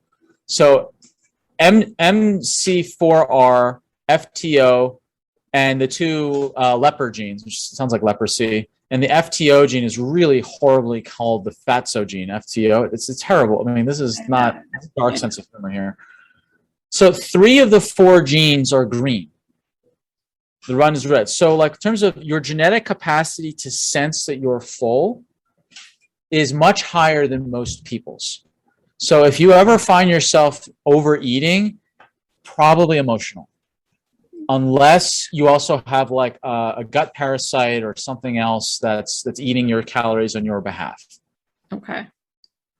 Does that make sense? Does that resonate? Definitely. That does make sense because I I know when to turn it off. And if I overeat, I feel miserable. Yeah. And, I tend to be able to keep my weight in control with my diet pretty easily.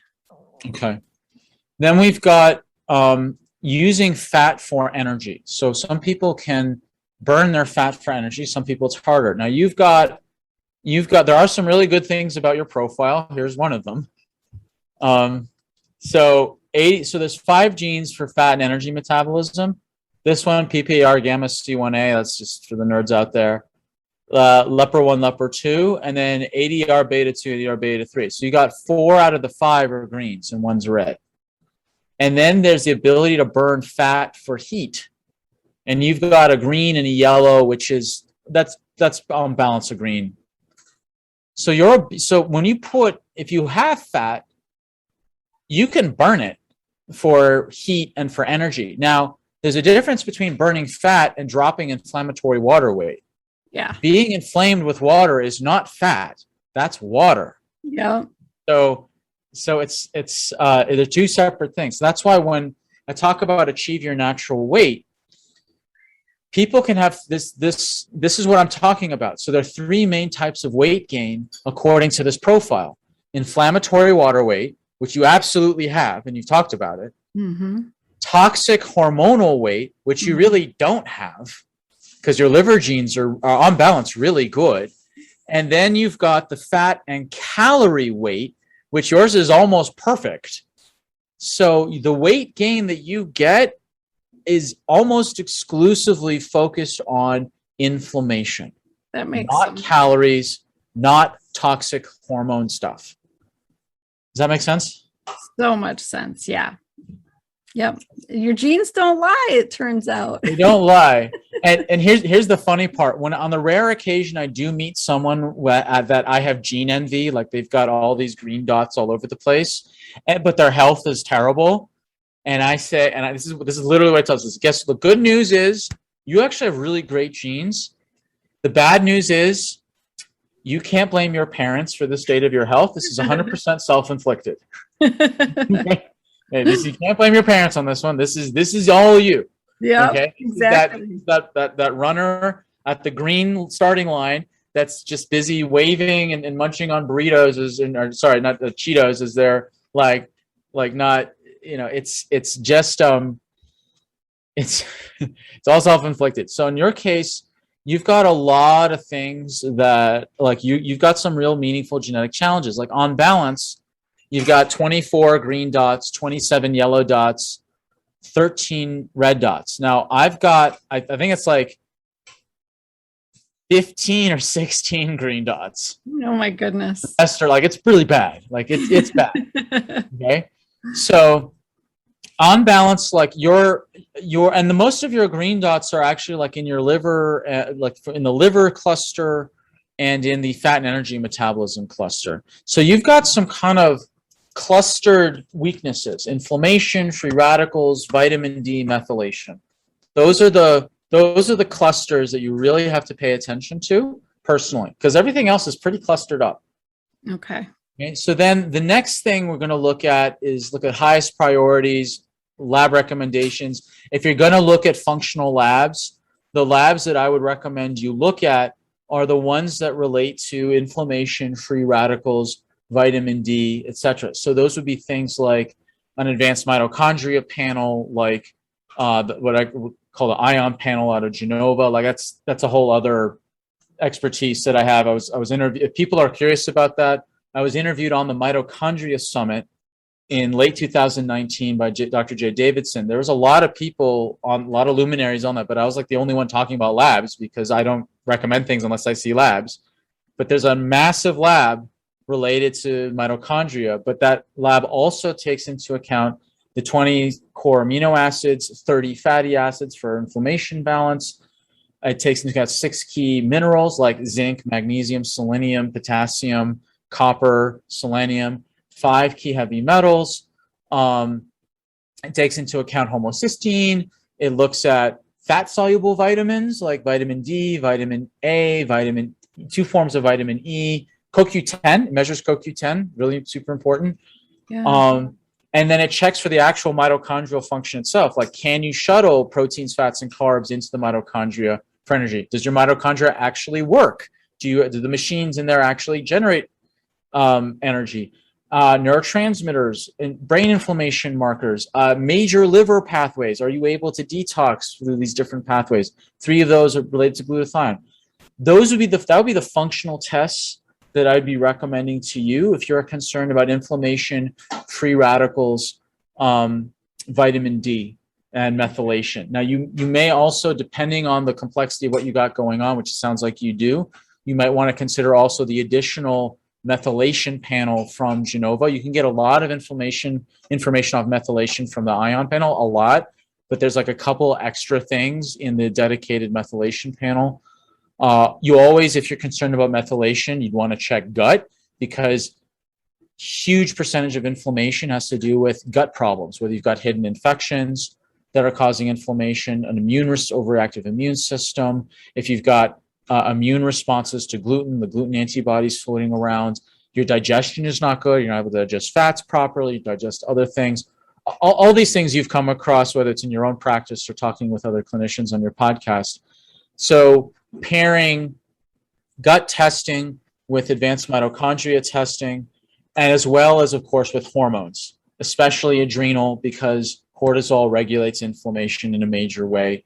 And those are the big 3: mitochondria, which includes like liver and brain inflammation and amino acids, fatty acids. So it's mitochondria plus gut, hormones. Those would be the 3 core, and then you can zhuzh things on top based on what people have going on, like a thyroid or methylation or food sensitivity or whatever. So that would be like how to view functional labs to continue to add to the picture of your genetics. Yeah. I love that idea. I love like getting the framework. Here's, the foundation of your house, and here's what your house actually functions as right now. So I think that is key in like putting all the pieces of the puzzle together. So I love this. I hope that my listeners found this helpful to like understand just how complicated the body is, right? Like we want to dumb it down and make it seem so simple, but it's really super complex. And this is just one beginning piece of the puzzle. But I love that you're like giving me actionable steps. We're going to like work on these 3 main areas.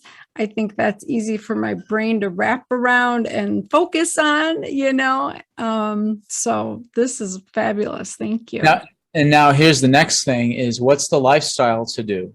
Yeah. With all this information, what do you do? And then remember I said in the beginning, what are the fewest number of recommendations to give the most benefit to the most number of rogue genes that are the most important genes to look at? So what I did, it's kind of small writing here, but you'll get a copy of this, is that the first 40 genes, which are the 15 inflammatory genes, the 3 free radical genes, the 8 liver genes, the 2 VDR genes, and the 12 methylation genes, those are the most important ones in terms of you help those, you'll help the whole system. So of those 40 genes, you had 26 red and yellow dots in the first 40. 26 total now there's more, obviously the other 24 genes you had, there's another mix, but the first 40 the most important. So how do I rank order what lifestyle changes to do that are the most important? Well, every single recommendation for every single gene, there's a correlate to the specific recommendation and the gene. So I look at how many genes are beneficially affected by a single intervention. So if you avoid smoking, both active and passive, and this includes air pollution. I mean, right now, Colorado is dealing with a lot of forest fire pollution as well from Oregon and California. 12 of those 26 red and yellow dots move more towards the green. So if you avoid people who smoke or avoid areas in smoke, or if you're in an area that has air pollution, you get a really good air purifier to get rid of that. So that will help 12 out of the 26. So that's not quite half, but it's pretty close to half of these red and yellow dots are beneficially shifted to behave more green-like just from that one thing. Then there's things called SOD inducers. So remember that free radical enzyme, the SOD, MNSOD? Yeah. Well, I did a separate research project back when I had a functional neurology diplomate. I've since given it up since I don't do in-person practice anymore. I do all virtual telemedicine now because it's hard to do neurology through Zoom. But one of the things I had to do was to read 24 research articles a year for my certification. And so I dedicated half of those articles to finding SOD inducers, to find out like what can I find that will help these enzymes. And I found about 10. And what I found is that there's a specific product called mitochondrial NRG from Designs for Health that has 6 or 7 of them in there. And then N-acetylcysteine is also another one. Now, N-acetylcysteine does a lot of stuff. It breaks up biofilms for H. pylori. It's really helpful for increasing glutathione. It does all sorts of stuff, but it's also an SOD inducer. So those two products help 11 out of, so the SOD inducers help 11 out of those 26 red and yellow dots. So not quite half, but close. Now, sulforaphane, that is broccoli sprout extract. This is one of the few things that help the VDR genes. One of the very, very few. To help the VDR genes, you have to get out of pollution and you have to take sulforaphane. Sulforaphane is very hard to source, a legit source of it, because it's a very fragile molecule. People think, oh, I'll just have broccoli sprouts. Well, you can, but there's over 300 varieties of broccoli. And not all of them have the correct ratio of the enzyme and substrate that combine together to make sulforaphane. For the nerds out there, the enzyme and substrate is glucoraphanin and maracinase. Oh, sorry, maracinase is the enzyme, glucoraphanin is the substrate. And those combine together, you get sulforaphane. And it's really hard to get it. You say, oh, broccoli. Yeah, but not all broccoli have the same right ratios, all the rest of it. That's why I prefer supplements from a practitioner level only company, because people just go out to, oh, just get this at Walmart or whatever. Right. No, you won't. No, you won't. You'll get I've been to one of these practitioner only factories before. Okay. And they quarantine all the raw ingredients and take core samples to check to see if it's actually the powder it is. Is it free of heavy metals? Is it free of impurities and contaminants? Is it the actual thing? So you actually get what you're paying for. So that's why it's really important to go to practitioner only products. So I recommend one particular product from Designs for Health. Then there's high omega-3s, help 10 out of the 26 red and yellow dots. Now, those 10 are actually 10 out of the 11 inflammatory genes. Just high-dose fish oils. Now, let's bring us back to my situation. I had 13 out of 15 of those inflammatory genes as red and yellow dots. Now, I also had 2 VDR genes, massive pro-inflammatory. Now, what happened is that I realized I needed a lot of fish oil, not just the 1 gram. The thing that is different about nutritional dosing versus nutrigenomic dosing, nutrigenomic dosing is higher concentrations of fewer nutrients to change the genetic expression. So if I give 1 gram of fish oil, the essential fatty acids get thrown in and they're like widgets. They help out. They're widgets in the machinery, and that's great. But if I give 4 grams of fish oil, I change the machinery. Okay. Now, what I did, because again, I have to date the worst genetic profile I've seen of anyone else I've worked with. I went to, and listeners, do not do this. Okay. Do not do this without supervision, I do not do this. Okay. Repeat. I did 9 grams of fish oil a day for 5 months. Wow. 9 grams. Okay. Not a single bruise. Not one. Okay. My joint pain went away. Because I had such pro-inflammatory genes, I need ridiculously high levels of fish oil temporarily to help change the genetic machinery So now I only do like 4 to 6 grams because I've gotten things rolling. I don't need that same loading dose because after like 4 months or so of loading dose, like 3, 4 months, I did 5 months and 9 grams instead of 6 grams of 4 months because, I'm, experimenting on myself. So my joint pain went away. That was what did it. Like, I mean, did the other stuff too, but like really like super high dose fish oil, like really high dose for me. And it was clean. It was from a practitioner level only, like only get your fish oil from practitioners. Not from Don't go Walmart. out and get Walmart or Walgreens or Trader Joe's or see, don't get that stuff. Yes. Get the real stuff. So you would recommend I'm doing 3 or 4 grams loading up For you would be more like 6. Okay. For you would be for you personally it'd be 6 because you had 11 inflammatory genes, you had the 2 VDRs plus MN SOD is the other pro-inflammatory gene. I didn't mention that. Mm-hmm. That's the additional one. So you actually had quite a few. Yeah. Okay. So 6 grams for 4 months. And watch for signs of bruising. Watch for all the signs of too thin a blood. This is also if you do like the advanced mitochondria test, you'll see your fatty acid profile distribution. And to be clear, like this is why I prefer to do things in tandem because I also have a video on my YouTube on just interpreting the fatty acid portion of the ion panel, including a section on the 5 reasons to pull people off of fish oil temporarily. So I'm not thinking like fish oil is going to answer everything. That is not the case, not at all. Right. There are 5 very specific situations where you should not be doing fish oil. You're not absorbing it. It's of poor quality. Your lipid peroxide markers are too high, meaning if you take in fragile oils, they're just going to be deep fried in your own system.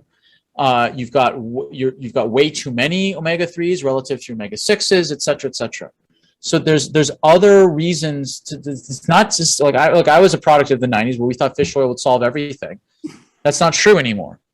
So it's again, this is the wonder and the beauty of doing genetics, but there's also a risk that you've got to know. Ideally, you've got to know what your actual fatty acids are, so that you can dose even more specifically. Yeah, that makes complete sense. Awesome. Yeah. Okay. But we're nearing the end here. We're hitting the 2-hour mark here with podcast recording. But like, you are throwing out so many golden nuggets. Like people really, I hope they're getting something. Like even one thing that's like, aha, click. I need to get this testing. This is going to be the missing pieces of my puzzle. You know. So just to emphasize, these are your specific combination in your specific order.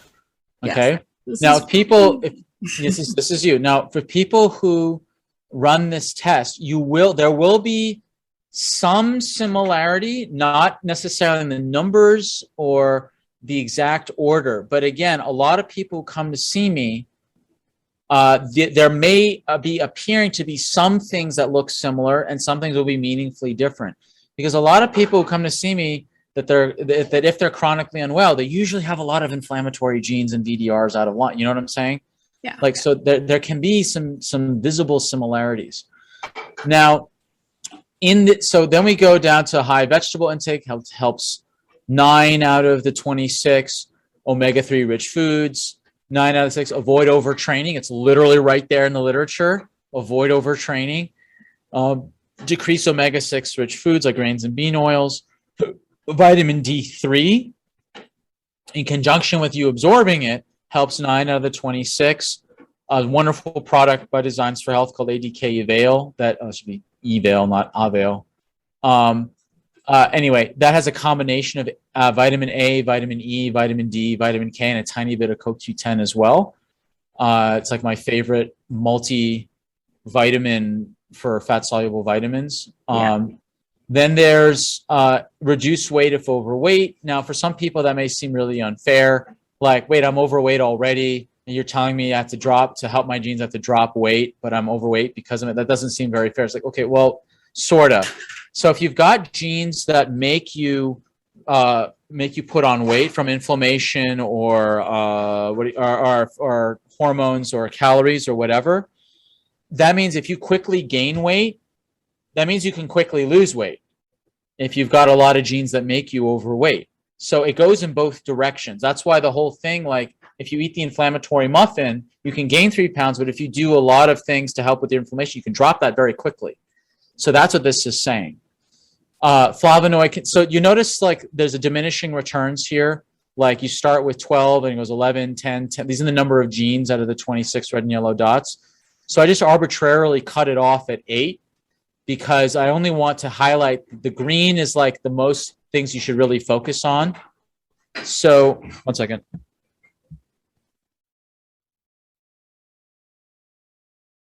Fix my mic here. So there's this cutoff right here. It's not saying that these are not to do. It's just there's diminishing returns. I want you to focus up here on the top first, and then you can move on to these other ones. You could do some of them in combination. That's fine. But diminishing returns. So like colorful vegetables helps 6 out of the 26. Like walking helps. Mediterranean diet helps you. Remember, you're also a 6. High vegetable intake, vitamin E, flax or hemp oil, olive oil, magnesium. High intensity interval training helps 4 out of the 26, but remember not to overtrain because that's 9 out of the 26. So that's the balance. That's all the adequate rest and relaxation, etc. And on it goes. So this is the diminishing returns. So this is what I recommend you print and put on your fridge or whatever. And as you can see, these recommendations, they're not really that hard to implement, are they? Right. I just need to up a couple things and add a couple things. Yeah, exactly. And so this is the good news is that from the genetics reports, you can be like, okay, I can do that. And in that order. Exactly. I can do that, And for people who already do a lot of this, it's a matter of emphasis and it's a matter of recalibration. Because like even it's like, well, I already do this. Like, yeah, but do you do it enough or are you doing it too much? Right. Like, and that alone is worth it. Like I was doing fish oil 1 gram a day for years.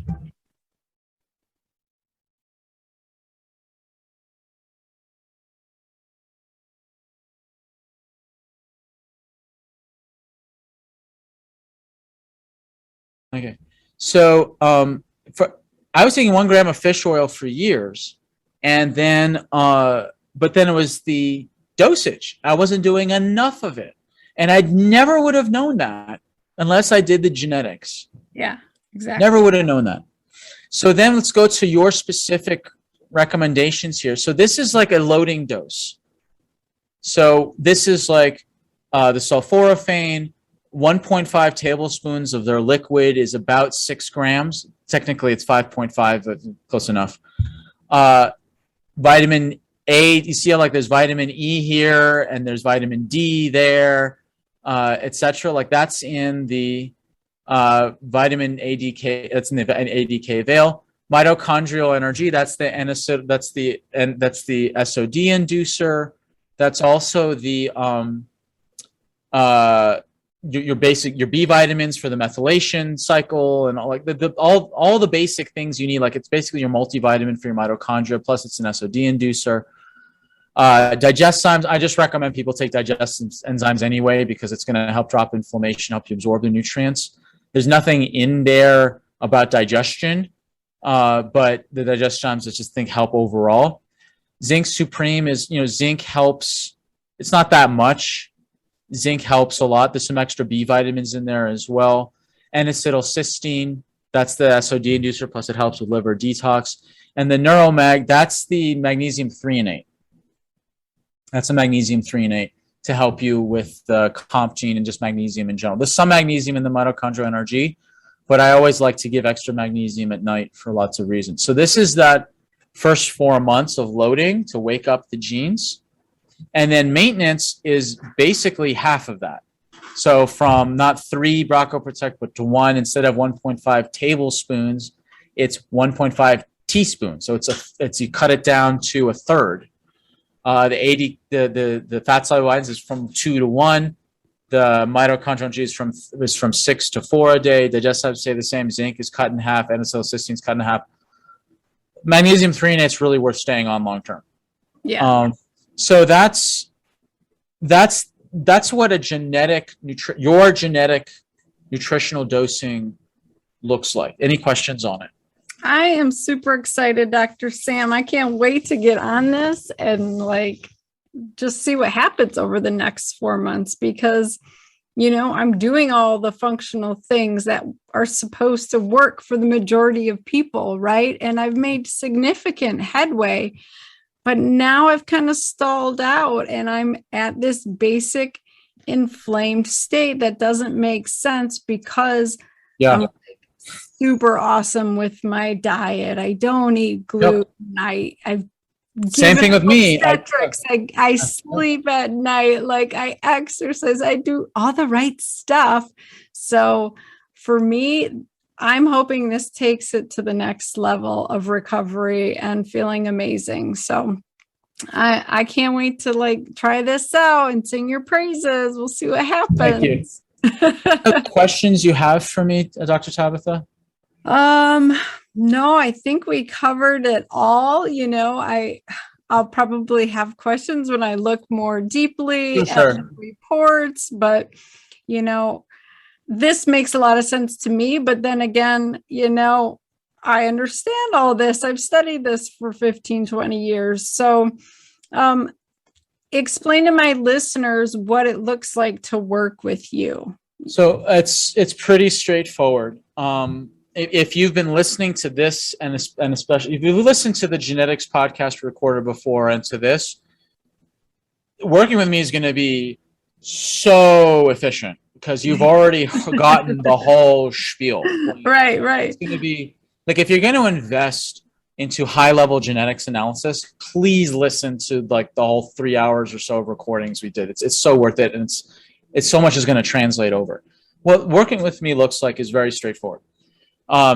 You contact me through my website, drsamshay.com. There's a contact page.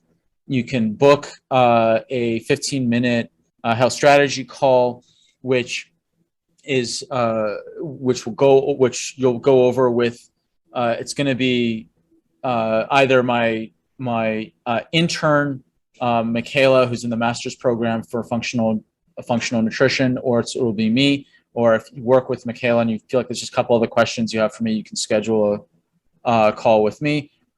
And then you just simply order, and if it's a good fit, and there's not some other issues that we need to divert you over here first, then you just simply, I mail you the cheek swabs. You spend a minute rubbing your cheeks on each side.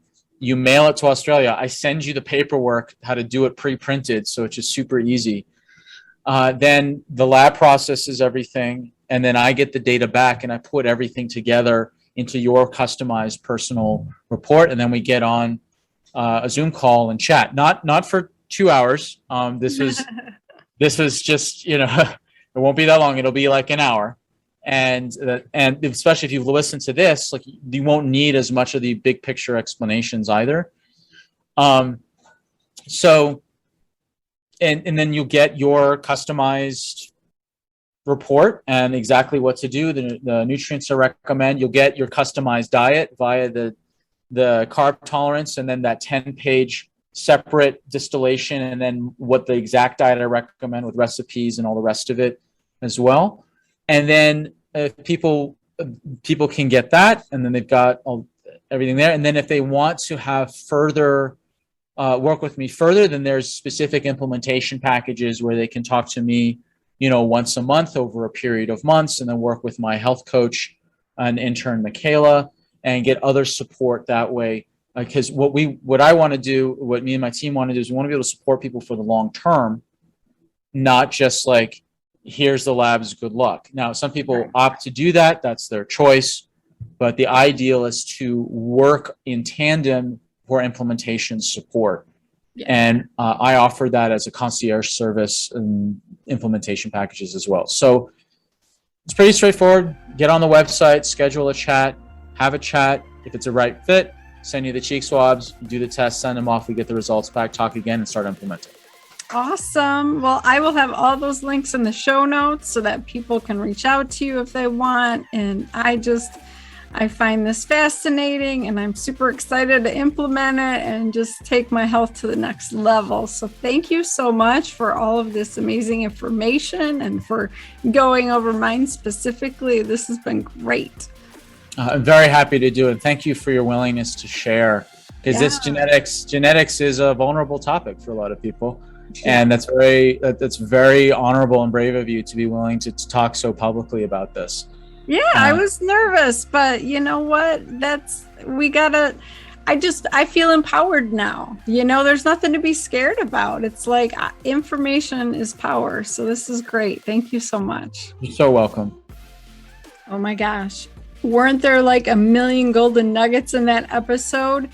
The magnesium threonate for relaxing your brain. That was a great one. I usually use the combination of glycinate, threonate, and citrate for helping you sleep better, giving you better digestion, that type of thing. But if you're only focused on like calming your brain down, try magnesium threonate. I thought that was a golden nugget. So many good things. I got a ton of information out of it, obviously, because it's me particularly, right? Like, I love individualized medicine.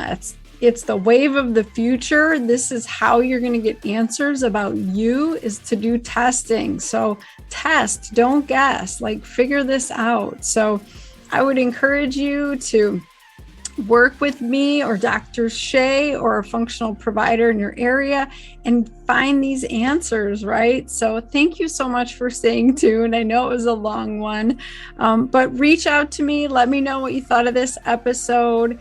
I'd be honored if you give me a 5-star review. I mean, I do this for you. So I want to hear your feedback. I want to know what you want to talk about on the episode, so you let me know, okay?